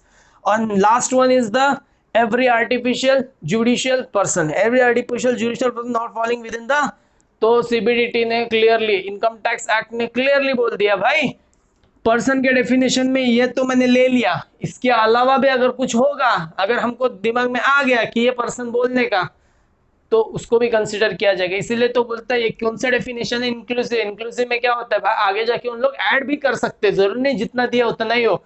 तो उन्होंने क्लियर लिया, एनी आर्टिफिशियल पर्सन जो जो जो जो ऊपर के इसमें नहीं आता है बट है वो, तो वैसे लोग भी क्या कर सकते हैं, कंसिडर हो सकते हैं। ठीक है, चलिए नेक्स्ट देखते क्या है। आप देख सकते हो स्क्रीन के नीचे क्वेश्चन नंबर क्वेश्चन आता होगा, राइट। तो वो क्वेश्चन जो है उसमें 16 ऐसे अलग अलग एग्जांपल्स दिए हुए हैं, जिसको आपको पहचानना है कि इंडिविजुअल है या फिर वो एचयूएफ है या फिर कंपनी या फर्म है, या फिर ये जो जो पर्सन का डेफिनेशन में वो कौन से इसमें फॉल होता है। एक बार देख लीजिए, आपको समझ में आ जाएगा, मेरा स्क्रीन में उधर शो होता होगा, तो एक बार पढ़ लेना, रीड कर लेना, बहुत सिंपल चीज़ है, हमने जो अभी पढ़ा वही चीज़ यहाँ पर डिस्कस हो रहा है।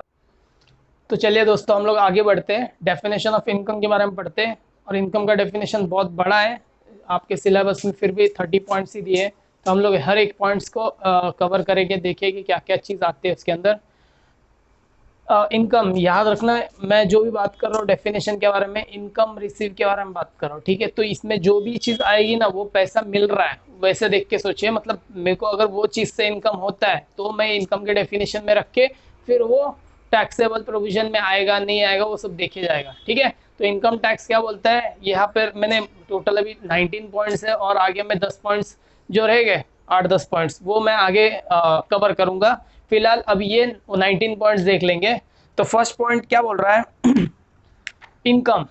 इनकम लिखा क्या है, what is charge to tax, what is charge to tax, कौन से इनकम पे चार्ज करेगा, मतलब किस पे चार्ज करने वाले उसी को तो इनकम बोलेंगे हम, राइट। तो इनकम के डेफिनेशन में क्या लिखा है, सबसे पहला ये डेफिनेशन कौन से सेक्शन में, अपना सेक्शन 2 में डेफिनेशन में है ये, सेक्शन 2 के डेफिनेशन में है ये। इनकम इंक्लूड्स, इनकम इंक्लूड्स मतलब सर मैंने बताया था, इनकम इंक्लूड्स का मतलब ये इंक्लूसिव डेफिनेशन है, इसके अंदर सिर्फ ये 30 पॉइंट्स के अलावा बहुत सारे पॉइंट्स हो सकते हैं। अगर इनकम टैक्स को लगा ये भी इनकम कंसिडर करना चाहिए तो वो कर सकती है, उसके ऊपर है। तो पहला पॉइंट क्या आता है, profit and gain. Sir business जब चलाओगे तो प्रॉफिट तो होगा, प्रॉफिट एंड गेन, तो अगर तुमका प्रॉफिट एंड गेन होगा तो उसको इनकम कंसिडर किया जाएगा और उस पर इनकम टैक्स का प्रोविजन एप्लीकेबल हो जाएगा। Next dividend. डिविडेंड क्या है सर, सर सिंपल चीज़ है, मैं अगर कोई स्टॉक में शेयर्स में इन्वेस्ट करता हूँ तो मेरे को एज अ रिटर्न क्या देती है, राइट। इक्विटी शेयर्स में अगर इन्वेस्ट करते हो क्या मिलता है एज अ डिविडेंड अपने को रिटर्न मिलता है, राइट। नेक्स्ट अगर वो रिटर्न मिलता है तो वो क्या रहेगा, मेरे लिए इनकम बोलेंगे।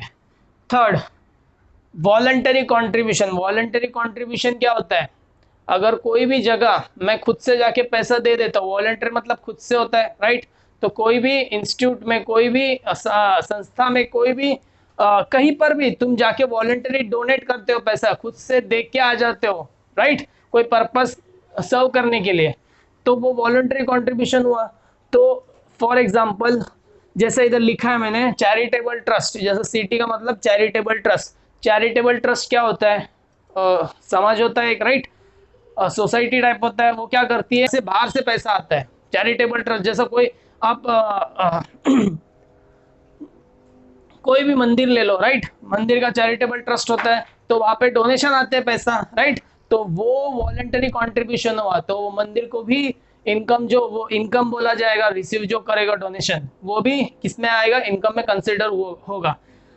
Religious trust, right, and institution, कोई भी इंस्टीट्यूशन हो या कोई रिलीजियस ट्रस्ट हो या चैरिटेबल ट्रस्ट हो, तो वो हर चीज क्या है, इनकम में कंसिडर होगा अगर उसका डोनेशन वॉलंटरी कुछ पैसा रिसीव करते हो तो सामने वाले पब्लिक से। उसके बाद में बेनिफिट्स एंड परक्यूसाइट्स। सर बेनिफिट्स तो समझ में आता है, कोई बेनिफिट्स मिलना, बट परक्यूसाइट क्या होता है, देखो ये परक्यूसाइट्स का ये जो मतलब ये जो वर्ड है परक्यूसाइट, अपन नॉर्मली किधर यूज करते हैं, सैलरीज में ज्यादातर यूज होता है ये परक्यूसाइट। सर ये क्या होता है, जब एम्प्लॉयर और एम्प्लॉय का रिलेशन होता है, तब हम क्या करते हैं, वहां पे सर्विस प्रोवाइड करते हैं, उसके बदले वो अपने को सैलरी प्रोवाइड करता है, राइट। तो ये सैलरी जब देता है ना, तो एक फिक्स अमाउंट होता है, आपको ये पता है कि अगर मैं बोला 30 दिन में काम करो तो आपको 10,000 मिलेगा, ये बना तुम्हारा सैलरी, राइट। बट सैलरी के अलावा कोई अलग बेनिफिट मिलता है तुमको, वो ही एम्प्लॉयर थ्रू, तो उसको क्या बोलेंगे, परक्यूसाइट। परक्यूसाइट में बहुत सारे एग्जांपल्स ऐसा देखने जाओगे, अगर फॉर एग्जांपल यहाँ पर लिखा रेंट फ्री अकोमोडेशन, कल अगर बोलता है एम्प्लॉयर कि भाई तू वहां अपने घर से, मतलब शायद तुम्हारा लोकेशन कहीं दूर होगा, तो तुमको कैसा वहां पे फैक्ट्रीज में काम करना पड़ता होगा और घर जाने टाइम नहीं होगा, तो वो कहीं पर वहीं पर रेंट रेंट से आप क्या लोगे, घर लेके वहां पर रहोगे, राइट। तो एम्प्लॉयर क्या बोलता है, तुम घर ले लो, बिंदास वहां पर रहो, उसका खर्चा मेरी जिम्मेदारी। तो ये क्या बना, रेंट फ्री अकोमोडेशन, सामने वाला मेरे को अकोमोडेशन दे रहा है, वो भी रेंट फ्री दे रहा है, उसका खर्चा कौन उठा रहा है, एम्प्लॉयर उठा रहा है। तो ये बना मेरे लिए परक्यूसाइट बना, मतलब सैलरी के अलावा मुझे क्या बेनिफिट मिल रहा है ना कुछ, तो और पर्क बेनिफिट इंसेंटिव, समझ रहे हो, सब किस में जाता है, परक्यूसाइट्स में जाता है, ठीक है।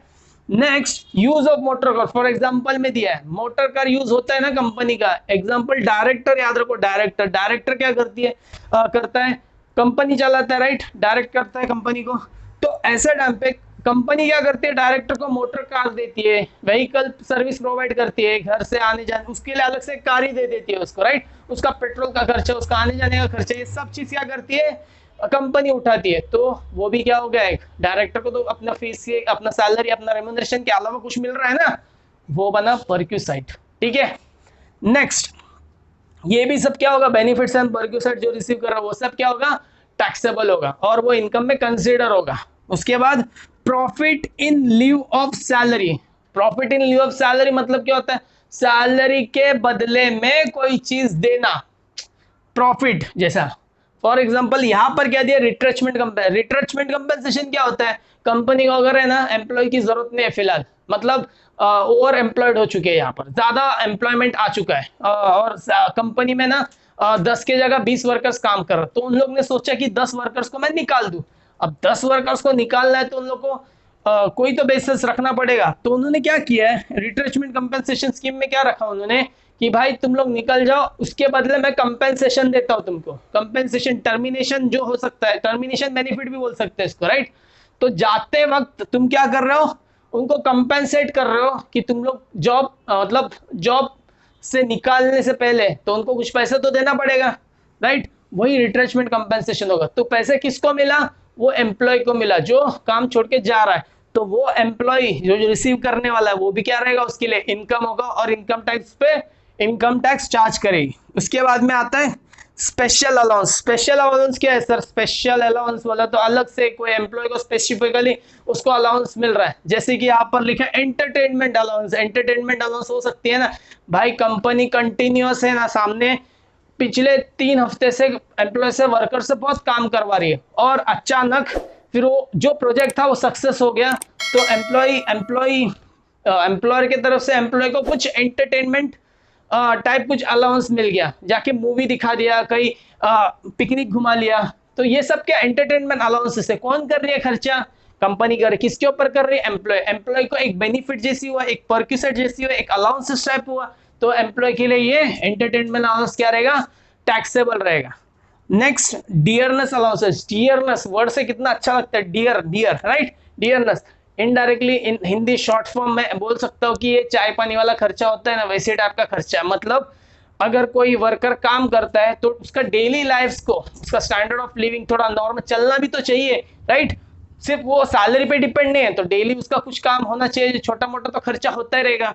तो ऐसा टाइप अलाउंसेस जो देते हैं ना, कौन देता है? एम्प्लॉयर एम्प्लॉय को देता है। तो वो एम्प्लॉय वो अलाउंसेस को एज अ इनकम कंसिडर करके वो भी टैक्सेबल होगा।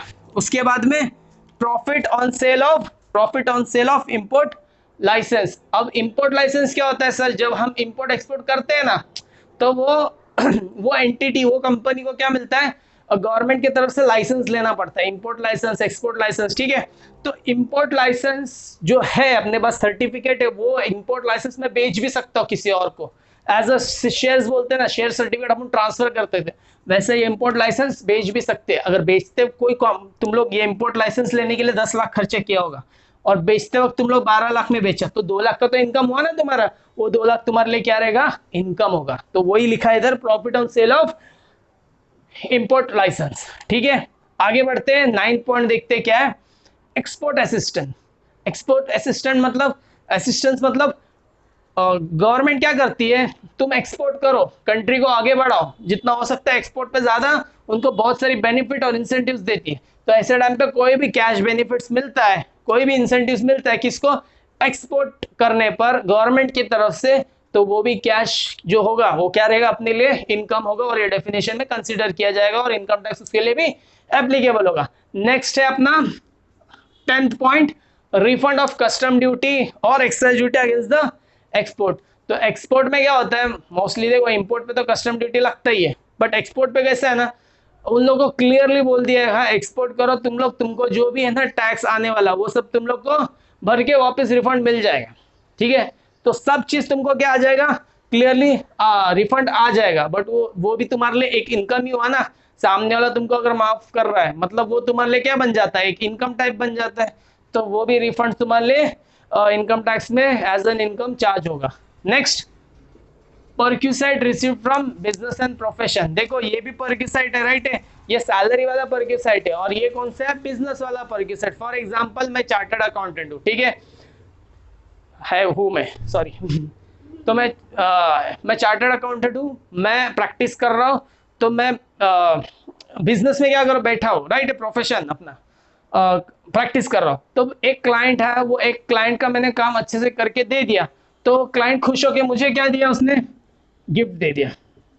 हो सकता है गिफ्ट दे सकता है, राइट है। डॉक्टर भी अगर पेशेंट का अच्छे से ट्रीटमेंट करते हैं, रिकवर करवाते हैं उसका डिजीज से, तो वो क्या देगा? उसको गिफ्ट तो देगा, ऐसे जबरदस्ती नहीं है, बट उसके तरफ से दे दिया उसने गिफ्ट, ठीक है। तो गिफ्ट दिया, वो भी एक क्या बना? बिजनेस से इनकम आया मुझे, इनकम जैसी वो सैलरी, वो फीस रिसीव नहीं किया उसने सामने वाले ने, राइट, वो कोई प्रॉफिट अर्न नहीं किया, बट उसने गिफ्ट लिया, तो वो गिफ्ट भी क्या बना? परक्यूसाइट बना, और वो भी क्या तुम्हारा बिजनेस है, प्रोफेशन में इनकम कंसिडर होगा, और वो भी इनकम में चार्ज होगा, ठीक है। नेक्स्ट 12th पॉइंट क्या बोलता है? Income received by partner of the firm. अब ये क्या है सर? पार्टनरशिप कर रहे हैं हम लोग, मैं और आप पार्टनरशिप कर रहे हैं। अब पार्टनरशिप में क्या होता है भाई? हर महीना कुछ तो लेके जाएगा ना घर पे, क्या फ्री में थोड़ी सिर्फ इन्वेस्ट करके छोड़ देगा? क्या बिजनेस चलाएगा, अर्न करेगा, उसमें से सैलरी, कमीशन, इंटरेस्ट, बोनस कुछ भी हो सकता है। मैं फर्म से ले रहा हूँ, क्योंकि फर्म और पार्टनर्स आर डिस्टिंक्ट पर्सन, दोनों एक नहीं है, राइट। कंपनी चल रही है, एक दिन क्या हर महीना मैं रेम्यूनरेशन लेता रहूंगा, या फिर मैंने लोन दिया होगा कंपनी को, लोन से क्या ले रहा हूँ? इंटरेस्ट लेता होगा, कुछ भी हो सकता है, लोन, कमीशन, इंटरेस्ट, बोनस, कुछ भी हो सकता है, जो फर्म से किसको मिल रहा है? पार्टनर को मिल रहा है। तो पार्टनर के लिए वो क्या बन जाएगा? इनकम बन जाएगा, याद रखना, ठीक है। Next, capital gain. Capital gain क्या होता है सर? मैंने 4 हेड्स बताए थे, सॉरी 5 हेड्स बताए थे, 5 हेड्स में कैपिटल गेन वाला आता है। तो कोई भी लॉन्ग टर्म वाला एसेट में सेल करता हो, उसके ऊपर कुछ कमाता हो, तो वो प्रॉफिट नहीं बोलते, उसको कैपिटल गेन बोलते, गेन होता है उसमें, ठीक है। तो वो भी इनकम क्या हो जाएगा मेरा? टैक्सेबल हो जाएगा, ये इनकम में कंसिडर होगा, टैक्सेबल होगा, और मतलब इनकम में कंसिडर होगा और टैक्सेबल होगा। उसके बाद में क्या है? 14 point, profit of insurance business. Insurance business का प्रॉफिट नाम से पता चल रहा है, उनका भी क्या है? टैक्सेबल है, स्पेसिफिकली इंक्लूड किया गया है। उसके बाद में banking business of cooperative society, cooperative society देखा होगा आपने, बहुत सारे कोऑपरेटिव सोसाइटी वाले बैंक होते हैं राइट। तो वो बैंक का भी बिजनेस, उसमें कुछ प्रॉफिट कमा रहा है, वो भी चीज़ क्या रहेगा तुम्हारे लिए इनकम माना जाएगा, वो भी इनकम में टैक्सेबल होगा। Next, winning of lottery prizes, तुमने बहुत सारी जगह देखा होगा, गेम्स हो गए राइट, विन लॉटरीज होते हैं, गेम्स होते हैं, पजल्स होते हैं, क्रॉसवर्ड्स, अब देखा ना न्यूज़पेपर में ये वो ऐसा बहुत कुछ आते हैं, एड्स आते रहते हैं, लॉटरी होता है बहुत जगह। तो लॉटरी में गैम्बलिंग हो गया, सॉरी गैम्बलिंग में बाद में बात करता हूँ, फिलहाल तो लॉटरी हो गया, गैम्बलिंग हो गया राइट, ये भी हो सकता है। उसके हॉर्स रेस, पजल्स हो सकते हैं, कार्ड गेम्स हो सकते हैं, ये सब चीज़ में भी तुम लोग इनकम कमाते हो राइट। तो गवर्नमेंट बोलता है हाँ भाई वो लीगल हो इलीगल हो चलता है, मुझे कोई प्रॉब्लम नहीं, वो इनकम है, बट मैं उस पर टैक्स लगाऊंगा। ये लीगल इलीगल के बारे में बाद में बात करते हैं अपन, क्योंकि इनकम टैक्स लीगल इलीगल नहीं देखता, इनकम टैक्स सिर्फ इनकम देखता है। इनकम अगर वो है, भले वो इलीगल हो, पहले उस पर टैक्स चार्ज करेगा, उसके बाद में उसका प्रोसीडिंग्स होगा आगे वाला जो है इलीगल में। Next, contribution from employ to provident fund, superannuation fund. For example यहाँ पर क्या है, सिंपल, कोई एम्प्लॉयर है, एम्प्लॉई है, अगर पीएफ उनको एप्लीकेबल हो जाता है तो उनको क्या करना पड़ता है कि एम्प्लॉय से कुछ पैसे लेने पड़ते हैं और खुद के तरफ से कुछ पैसे डालने पड़ते हैं, दोनों मिला के एम्प्लॉय के अकाउंट में जमा करते हैं, पीएफ अकाउंट में। तो ये जब एम्प्लॉय रिटायर होगा तो उस दिन वो पीएफ अकाउंट से उसको पैसे मिल जाएंगे। तो एम्प्लॉय से भी तो पैसा ले रहा है एम्प्लॉयर राइट, खुद से अकेला नहीं डाल रहा हो पैसा। अगर 10 रुपए खुद डाल रहा है तो 10 रुपए एम्प्लॉय से भी उठाता है वो पैसा। तो दोनों मिला के 20 रुपए किधर डालते हुए एक अकाउंट में डालते हैं जिसको बोलता है पीएफ अकाउंट। वो पीएफ अकाउंट में जिस दिन एम्प्लॉय रिटायर हो जाएगा वो पीएफ अकाउंट से वो विड्रॉ कर लेगा, ठीक है। तो यहाँ पे क्वेश्चन क्या बन रहा है, एम्प्लॉय क्या रिसीव कर रहा है, एम्प्लॉयर एम्प्लॉय से कॉन्ट्रीब्यूशन रिसीव कर रहा है 10 रुपए, वो 10 रुपए इधर क्या रहेगा एम्प्लॉयर के लिए टैक्सेबल रहेगा, वो इनकम रहेगा उसके लिए, उसके बाद उसका टैक्सेबल बनेगा। नेक्स्ट, की मैन इंश्योरेंस पॉलिसी। की मैन क्या होता है सर, की मैनेजरल पर्सन होते हैं ना, मतलब की मैन मतलब होता है कंपनी का वेरी इंपॉर्टेंट पर्सन। कल कंपनी चला रहा, कौन इंपॉर्टेंट पर्सन, वहां का डायरेक्टर हो गया राइट है, वहां के डायरेक्टर्स हो गए, वो बहुत की मैनेजरल पर्सन, मैनेजर हो गया, हेड मैनेजर हो गया, वहां के सीएफओ, ये सब क्या हो गया, की मैनेजर पर्सन हो गया। इन लोग का क्या है ना, उन लोग रहना बहुत इंपॉर्टेंट चीज है राइट है। तो इनके ऊपर इंश्योरेंस, इनके ऊपर क्या होता है, इंश्योरेंस करता है, कौन करता है, कंपनी करता है। इनके ऊपर इंश्योरेंस कौन करता है, कंपनी करता है। और सर ये तो इंश्योरेंस पे करते हैं, तो इसमें इनकम का जिस दिन इंश्योरेंस का अमाउंट मिलेगा, क्या बोला मैंने, जिस दिन इंश्योरेंस का अमाउंट मिलेगा तो पैसा आया ना कंपनी के पास, तो वो कीमैन इंश्योरेंस पॉलिसी के थ्रू अगर आपको पॉलिसी मैच्योर होकर आपको पैसा मिलता है तो मेरे लिए क्या बनेगा, इनकम बनेगा, उस पर भी इनकम टैक्स चार्ज हो सकता नहीं है। उसके बाद में क्या है, non compete fees. Non compete fees क्या हो गया, समझो मैंने एक ठेला डाल दिया वड़ा पाव वाला, अगर वो ठेला वड़ा पाव वाला मेरा फुल फॉर्म में चलता है, इतना चलता है ना, वहाँ पे 50 लोग आते हैं रोज, हर घंटे में खा के चले जाते हैं, मैं उसमें हजारों कमाता हूँ पैसे, लाखों तक चला जाता है कभी कभार, ठीक है। तो वो वहाँ वो बिजनेस कर रहा हूँ मैं अच्छा खासा, मेरा बस चल रहा है। अब अचानक क्या हुआ ना, एक सामने वाला भी आ गया वड़ा पाव ठेला, उसका भी अच्छा चलता है यार, वो भी मतलब बिजनेस पकड़ने लग गया। तो मैं क्या करूंगा, उसको जाके बोलूंगा भाई ये 5 लाख ले, तू यहाँ से निकल ले, ठीक है 5 लाख ले और यहाँ से निकल ले, तू तेरे को मैं फीस दे रहा हूँ। कौन सा फीस दे रहा हूँ, कंपीट मत कर मुझसे, ठीक है। तो ऐसे बहुत सारे बड़े बड़े कंपनीज होते हैं, जब छोटे कंपनीज बढ़ते रहते हैं तो कंपीट नहीं हो पाता है, तो उनको पैसे वीसे देके नॉन कंपीट फीस बोल के और बोलता है यहाँ से ठेला हटा और लेकर जा कहीं और, बट मेरे सामने मत रखना, क्योंकि यहाँ से क्या होता है, मेरे कस्टमर किसके पास चले जाते हैं, तुम्हारे पास चले जाते हैं, मेरा रेवेन्यू कम हो जाता है, तो इसको बोलते हैं नॉन कम्पीट फीस। तो ये 5 लाख किसको मिला, सामने वाले को मिला, तो सामने वाला इसको क्या कंसिडर करेगा, इनकम, और इनकम टैक्स उस पर चार्जेबल होगा, ठीक है। तो चलिए हम लोग आगे बढ़ते हैं, 19 पॉइंट से और आगे जितने पॉइंट्स है वो कवर कर लेते हैं एक बार। चलो तो स्टूडेंट्स हम आगे बढ़ते हैं। अब मैंने कहा था कि 30 पॉइंट्स है, बट 30 पॉइंट्स को मैंने इसको 24 पॉइंट्स किया, क्योंकि कुछ चीज़ें यहाँ पर मैंने इंक्लूड की, इसी को 4 पॉइंट्स बना के दिखाए थे उन्होंने। तो 19 के बाद अपना जो नॉन कम्पीट फीस के बारे में हमने बात किया था राइट, उसके बाद अब आता है 20 पॉइंट नंबर 20 किसके बारे में बात करता है? गिफ्ट के बारे में बात करता है। भाई सर आपको पता होगा कि गिफ्ट जब अपने को मिलता है तो दो तरीके से हो सकता है, एक तो कैश में हो सकता है, राइट, और दूसरा हो सकता है कोई काइंड में हो सकता है। काइंड मीन्स कुछ भी हो सकता है ना, जैसा मुझे बुके मिला, राइट, या फिर मुझे कोई टीवी मिल गया, फ्रिज मिला, कुछ भी मिल सकता है, राइट, या फिर कोई प्रॉपर्टी दे दिया, कार दे दिया, ऐसा मुश्किल है फिर भी गिफ्ट्स। तो गिफ्ट्स दो टाइप के हैं अपने पास, कैश गिफ्ट्स और काइंड।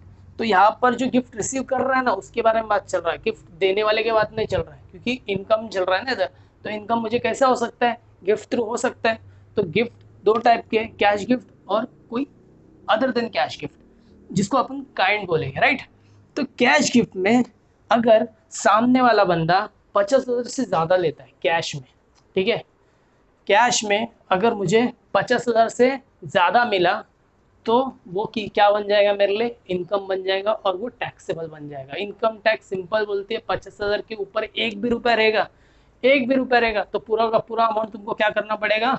एज अ इनकम दिखाना पड़ेगा, और उस पर इनकम टैक्स प्रोविजन लग के उस पर टैक्स लगेगा, ठीक है। नेक्स्ट, एनी काइंड के बारे में बात करो, कोई दूसरा कैश के अलावा मुझे कैसा मिल सकता है? भाई दो तरीके से हो सकता है, एक मूवेबल प्रॉपर्टी हो सकता है, एक इमूवेबल प्रॉपर्टी। मूवेबल का मतलब क्या होता है? कोई भी गिफ्ट देता है, जैसा सिंपल सर ये मार्कर मुझे गिफ्ट मिला, तो ये क्या बना सर? गिफ्ट है। कैश में है क्या? नहीं सर ये कैश में नहीं, फिर किस में है सर? ये काइंड में। अब ये काइंड में मूवेबल और इमूवेबल, सर ये मूवेबल है क्या? हाँ सर मूवेबल है ना सर, इसको कहीं पर भी लेके जा सकते, कुछ भी कर सकते, राइट।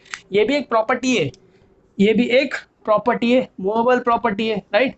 तो ये गिफ्ट अगर ये मार्कर अगर 50,000 के ऊपर होगा इसका प्राइस, तो वो मेरे लिए क्या बन जाएगा? टैक्सेबल बन जाएगा, और ये इसको एज एन इनकम कंसिडर करके मैं इनकम टैक्स में इस पर टैक्स चार्ज करूंगा। तो सिंपल है सर, मूवेबल प्रॉपर्टी, मूवेबल एक छोटा सा ही गिफ्ट मिल सकता है मुझे। उसके बाद अगर किसी को मिल गया तो कार भी दे सकते हैं, बाइक, कार, राइट, ये सब मूवेबल प्रॉपर्टी में आते हैं। इमूवेबल प्रॉपर्टी में अभी ज़्यादातर देखोगे तो शादियों में देखोगे आप, तो मूवेबल प्रॉपर्टी का गाइड में गिफ्ट आता है अपने को, कैश भी आता है। इमूवेबल प्रॉपर्टी थोड़ा मुश्किल है, फिर भी आ जाता है कभी कभार नसीब वालों के ऊपर, ठीक है। एनी काइंड, काइंड में क्या आ गया? Immovable property. इमूवेबल मतलब सर घर, जायदाद, ज़मीन, ये सब आ जाएंगे इमूवेबल प्रॉपर्टी में। तो अगर वो मिल जाता है तो वो भी अगर उसका वैल्यू 50,000 के ऊपर जाता है तो वो क्या बन जाएगा? एज अ गिफ्ट कंसिडर करके मोर देन 50 है तो इनकम बोलना पड़ेगा और उसको टैक्स चार्ज करना पड़ेगा, ठीक है सर। सिंपल है बहुत। इनकम में गिफ्ट आता है, गिफ्ट दो टाइप के हो सकते हैं, कैश और नॉन कैश। कैश में जो आता है वो 50,000 के ऊपर कैश मिला तो सबका पूरा का पूरा अमाउंट टैक्सेबल। गिफ्ट में मूवेबल प्रॉपर्टी और इमूवेबल प्रॉपर्टी दोनों ही 75 के ऊपर चला गया गिफ्ट का प्राइस, तो वो क्या बन जाएगा तुम्हारा? टैक्सेबल बनेगा। सर अगर 49 का होगा तो नो टैक्स, उस पर कोई टैक्स नहीं होगा, उसको इनकम से कंसिडर नहीं किया जाएगा और माफ़ है तुमको, ठीक है। नेक्स्ट सर, और एक भी लाइन डाला है मैंने, देखो यहाँ पे दो तो है, बट एनी काइंड में और एक चीज़ आता है, शेयर्स। कभी कभी क्या होता है, शेयर्स मैंने उसके नाम पे ट्रांसफ़र कर दिया विदाउट कंसिडरेशन। कंसिडरेशन क्या होता है सर? कंसिडरेशन का मतलब पैसा, सिंपल। कोई भी चीज़ तुम लोग, अगर मैं सर्विस दे रहा हूँ, अगर आप मेरे को फीस दोगे तो मेरे लिए वो कंसिडरेशन होगा, ठीक है। तो कंसिडरेशन का मतलब होता है समथिंग रिसीव्ड, कुछ मिलने वाला है अपने को उसकी जगह पे, राइट। तो स्पेसिफाइड शेयर्स है। स्पेसिफाइड शेयर्स का मतलब क्या हुआ? का इनकम टैक्स ने कुछ शेयर्स को स्पेसिफाई किया, अगर इसके साथ में कोई ट्रांजैक्शन करता है, ये चीज़ को, शेयर्स को अगर तुम लोग बेचते हो, वो स्पेसिफाइड क्या है वो मैंने बताने वाला हूँ फिलहाल। अभी उसमें बस ज़्यादा फोकस नहीं करेंगे, आगे जैसा पढ़ते जाएगा अपने को सब आ जाएगा लाइन में। तो गिफ्ट अगर मिलता है मेरे को कोई शेयर्स थ्रू, अगर वो शेयर्स का प्राइस मोर देन 50,000 होता है, अगर मेरे को 10 शेयर्स मिल गए और एक एक शेयर्स का प्राइस समझो 5,000 है, तो 50,000 हुआ, राइट। तो 50,000 तक माफ़ है भाई, उसके ऊपर एक भी रुपये चला गया तो पूरा का पूरा क्या बन जाएगा मेरे लिए? इनकम हो जाएगा और टैक्सेबल हो जाएगा। तो ये प्रोविजन गिफ्ट्स के बारे में बात किया मैंने, जो इनकम कंसिडर होता है। आगे क्या है sir? Any consideration received exceed the fair market value of shares. ये तो क्या था सर? गिफ्ट मिला, ठीक है, बट ये क्या है ना, गिफ्ट नहीं मिला। यहाँ पर क्या हो गया समझो, मेरा शेयर प्राइस है, रिलायंस का शेयर प्राइस है 2,000 रुपये, ठीक है। तो मेरा नाम पे शेयर प्राइस है, मैं सेल कर रहा हूँ इसको, क्या कर रहा हूँ, सेल कर रहा हूँ। सेल कर रहा मतलब मेरे को पैसे मिलेंगे उसके बदले, राइट, इनकम है मेरे लिए।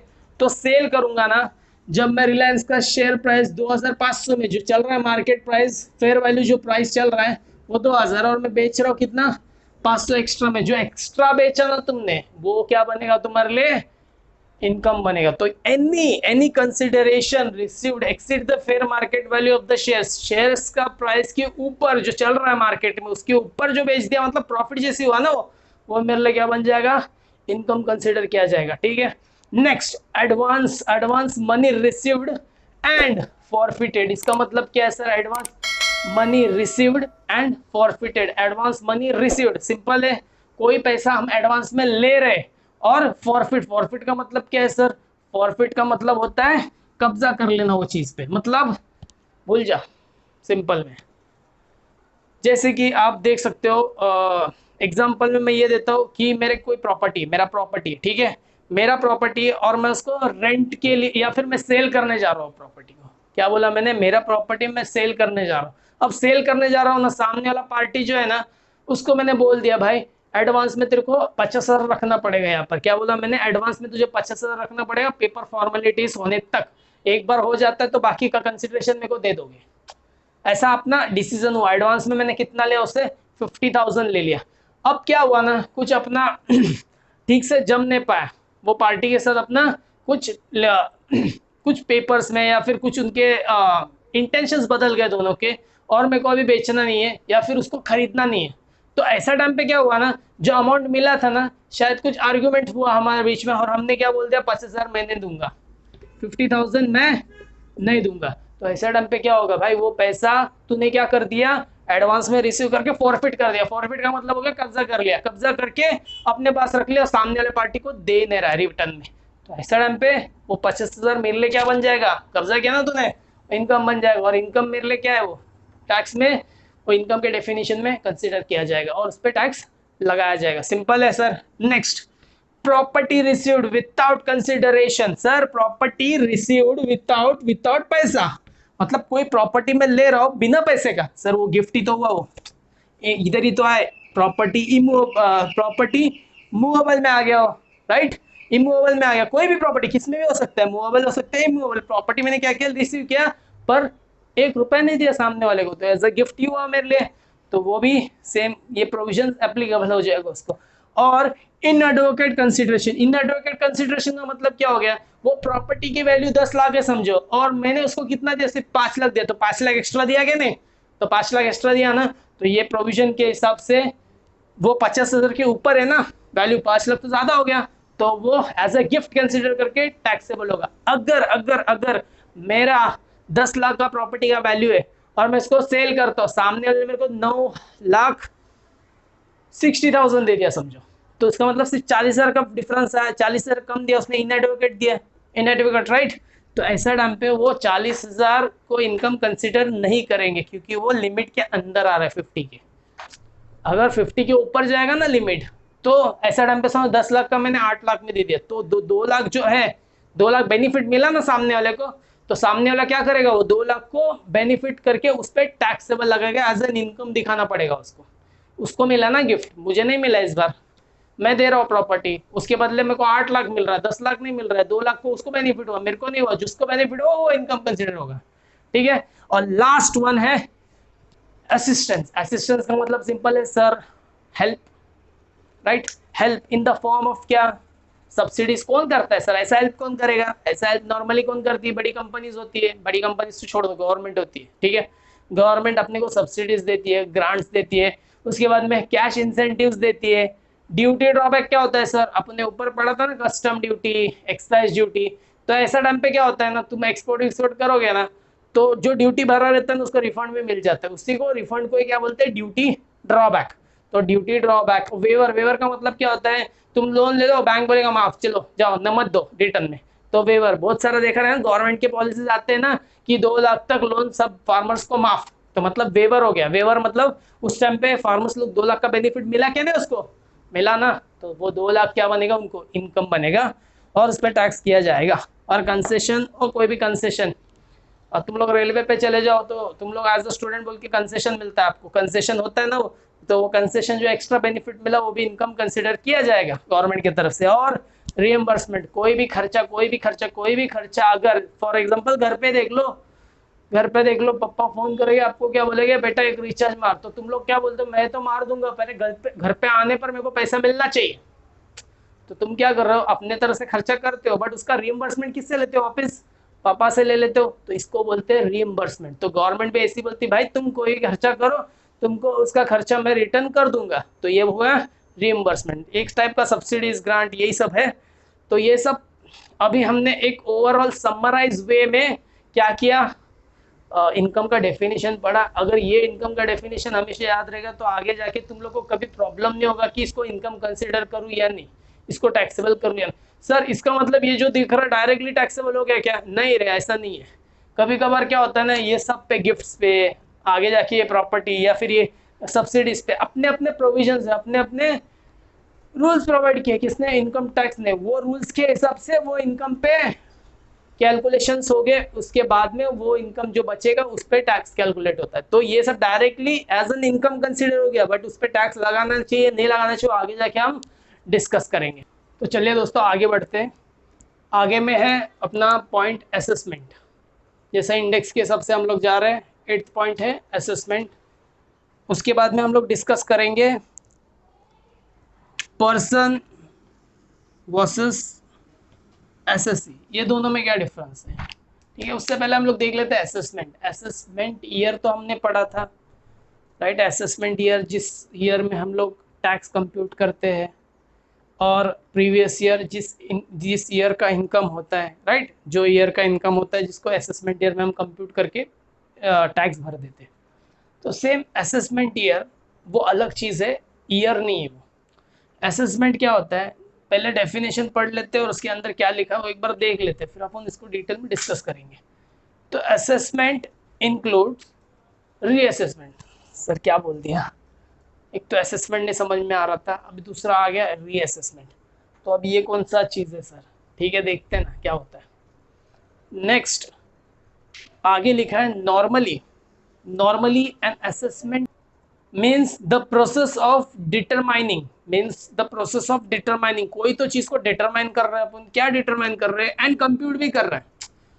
डिटरमाइन करके कंप्यूट कर रहे हैं क्या, अमाउंट ऑफ इनकम। मतलब हम किसको डिटरमाइन कर रहे हैं और किसको कंप्यूट कर रहे हैं, इनकम को डिटरमाइन करना और इनकम को कंप्यूट करना, टैक्स को डिटरमाइन करना और टैक्स को कंप्यूट करना कि मेरे पे टैक्स लायबिलिटी कितनी है, ड्यू ऑफ अ पर्सन।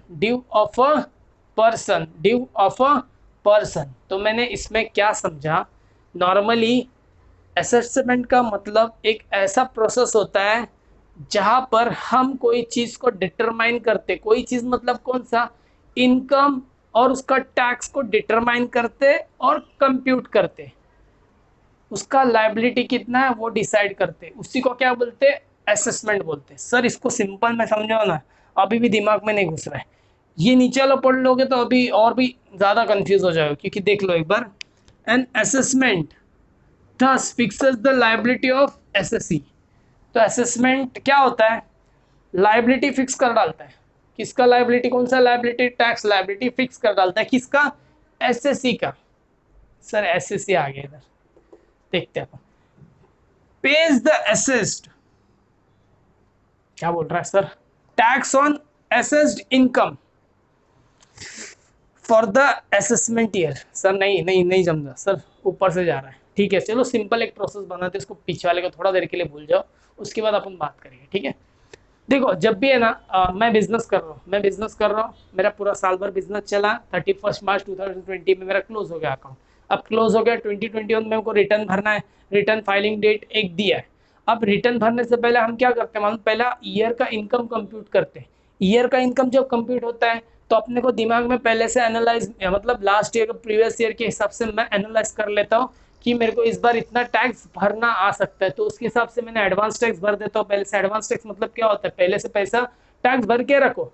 तो ऐसा करते हुए मैं पूरा 31 मार्च तक अपना इनकम टैक्स भर देता हूँ, किसके सामने, उसके इनकम टैक्स पोर्टल में जाके अपना पूरा एडवांस टैक्स और प्लस नॉर्मल जो आना चाहिए वो सब मेरा टैक्स लायबिलिटी में अपने तरफ से क्लियर कर देता हूँ।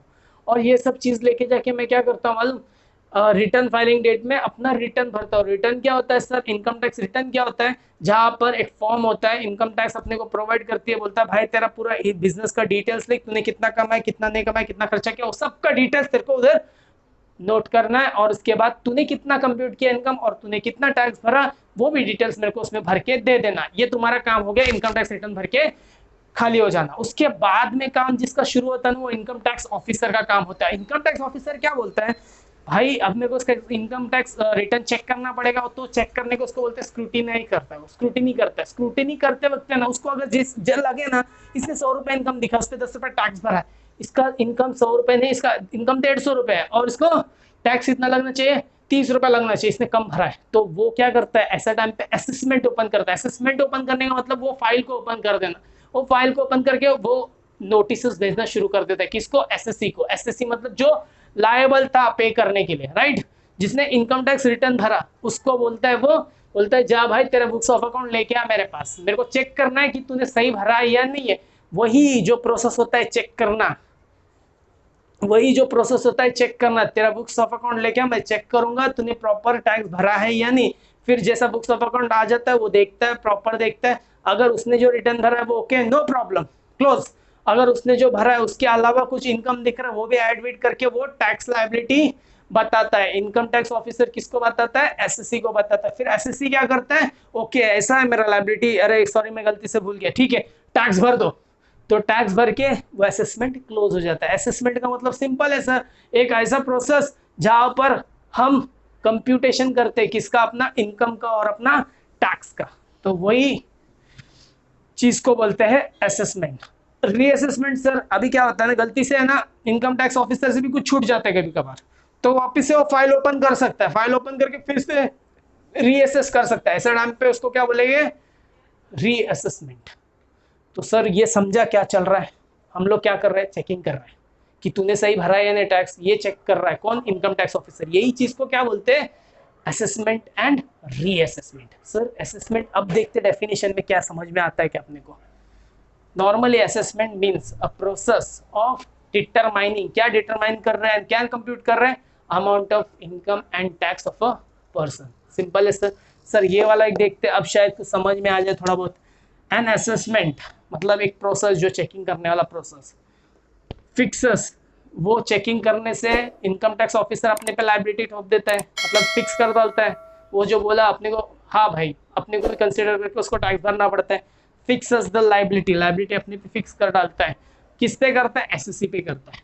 क्यों करता है कि पे कर द असेस्ड, असेस्ड मतलब जो मैंने चेक करके जो लाया हुआ टैक्स है, assessed tax and assessed income. मतलब असेस्ड मतलब वेरीफाई किया हुआ टैक्स, मैंने वेरीफाई किया हुआ टैक्स, वेरीफाई किया हुआ इनकम किसने किया है, असेसमेंट के थ्रू इनकम टैक्स ऑफिसर ने किया है। वेरीफाई किया है टैक्स को और वेरीफाई किया उसके इनकम को फॉर द असेसमेंट ईयर। अगर ये साल अगर फाइल चलती है, मेरा असेसमेंट होता है, तो इनकम टैक्स ऑफिसर एसेस करेगा, वेरीफाई करेगा टैक्स को, वेरीफाई करेगा इनकम को और मेरे पे लायबिलिटी फिक्स कर देगा मेरे को एसएससी बना के। सर मजा आ गया।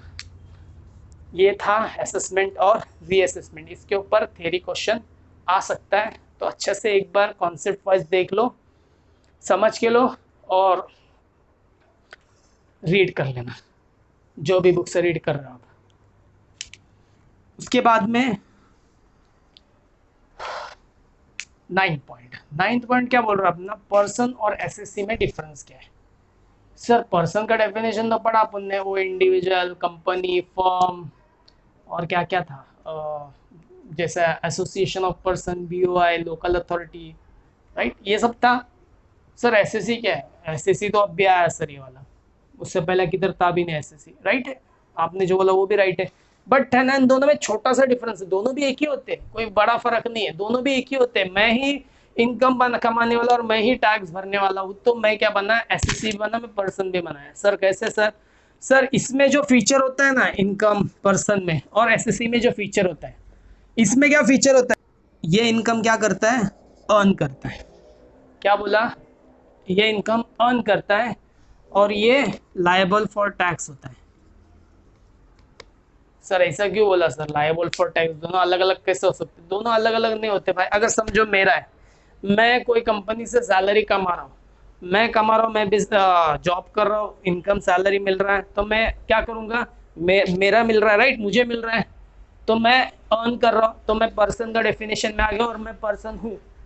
अब मैं जब टैक्स भरने जाऊंगा ना, मेरा लाइबिलिटी है ना टैक्स भरना, तो मैं टैक्स जब भरने जाऊंगा ना, तब मुझे क्या बोला जाएगा, एसएससी। एसएससी वो पर्सन होता है जिसके ऊपर एक्ट प्रोसीड करता है आगे, मतलब टैक्स का प्रोविजंस आगे फॉलो होते हैं। तो एंड में जब टैक्स भरने की बारी है तो एसएससी बन गया होता तब तक।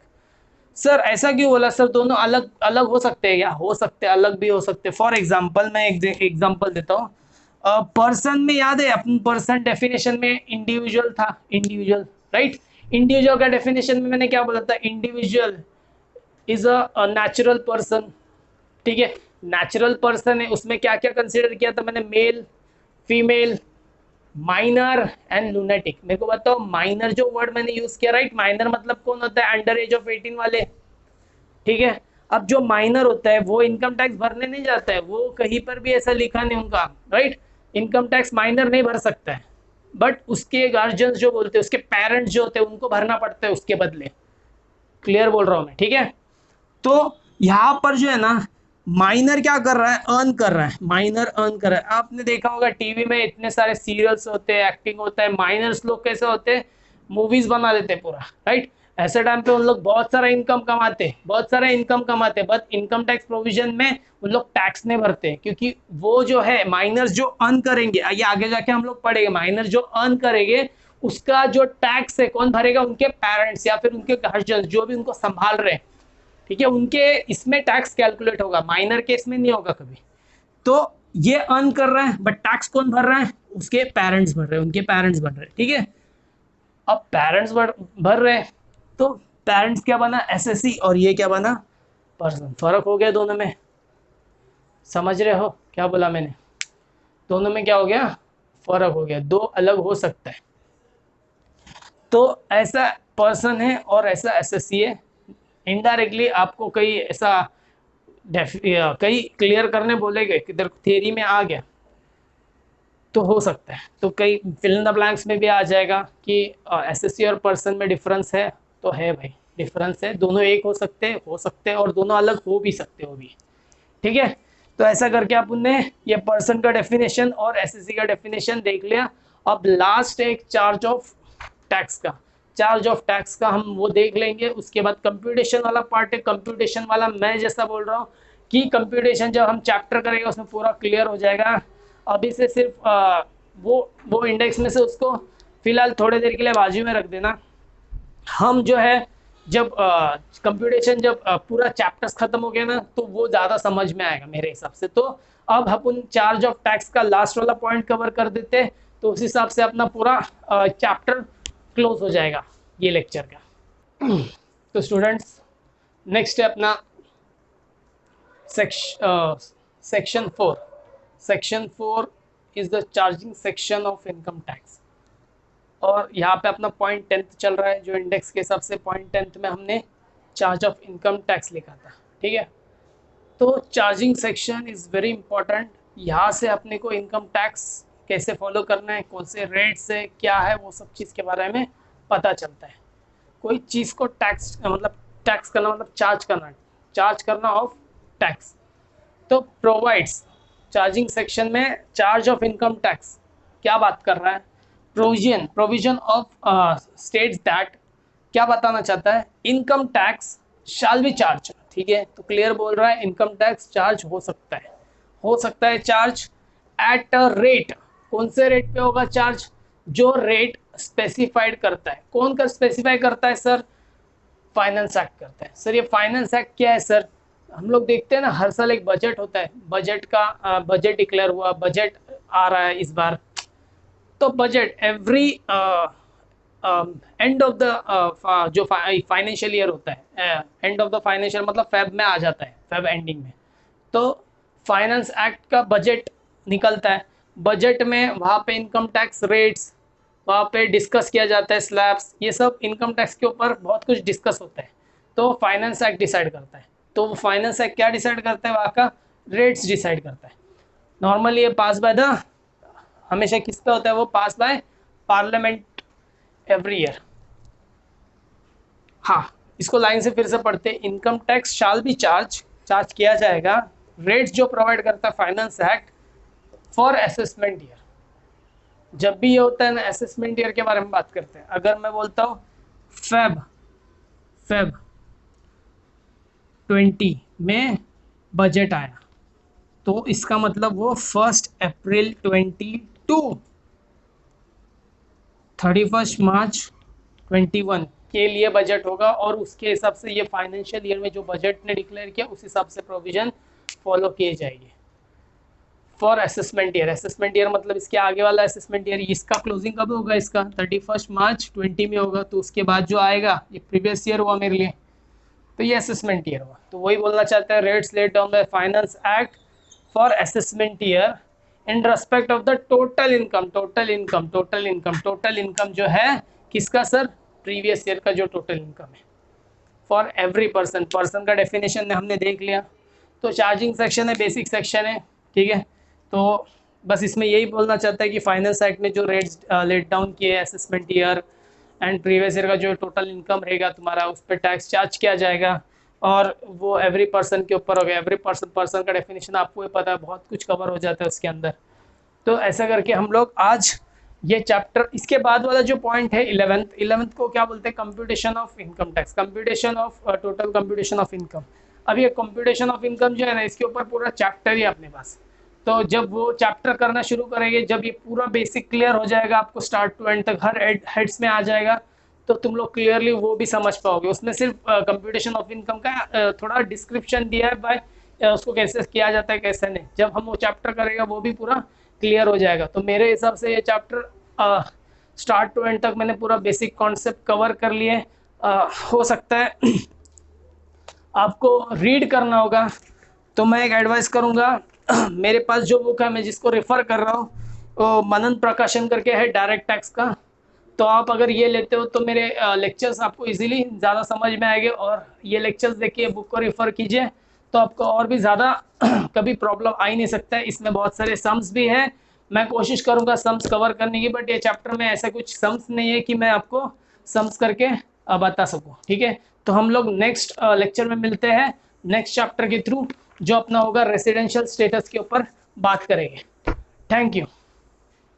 और जाने से पहले और प्लीज़ मेरे चैनल को सब्सक्राइब कीजिए, ताकि मैं आपके सब्सक्रिप्शन से देखकर मैं मोटिवेटेड रहूँ और आगे आपके लिए लेक्चर्स ऐसे बनाता रहूँ, और पूरा आपको सेम 5 का डायरेक्ट टैक्स आपके सामने लाकर रख पाऊँ मैं।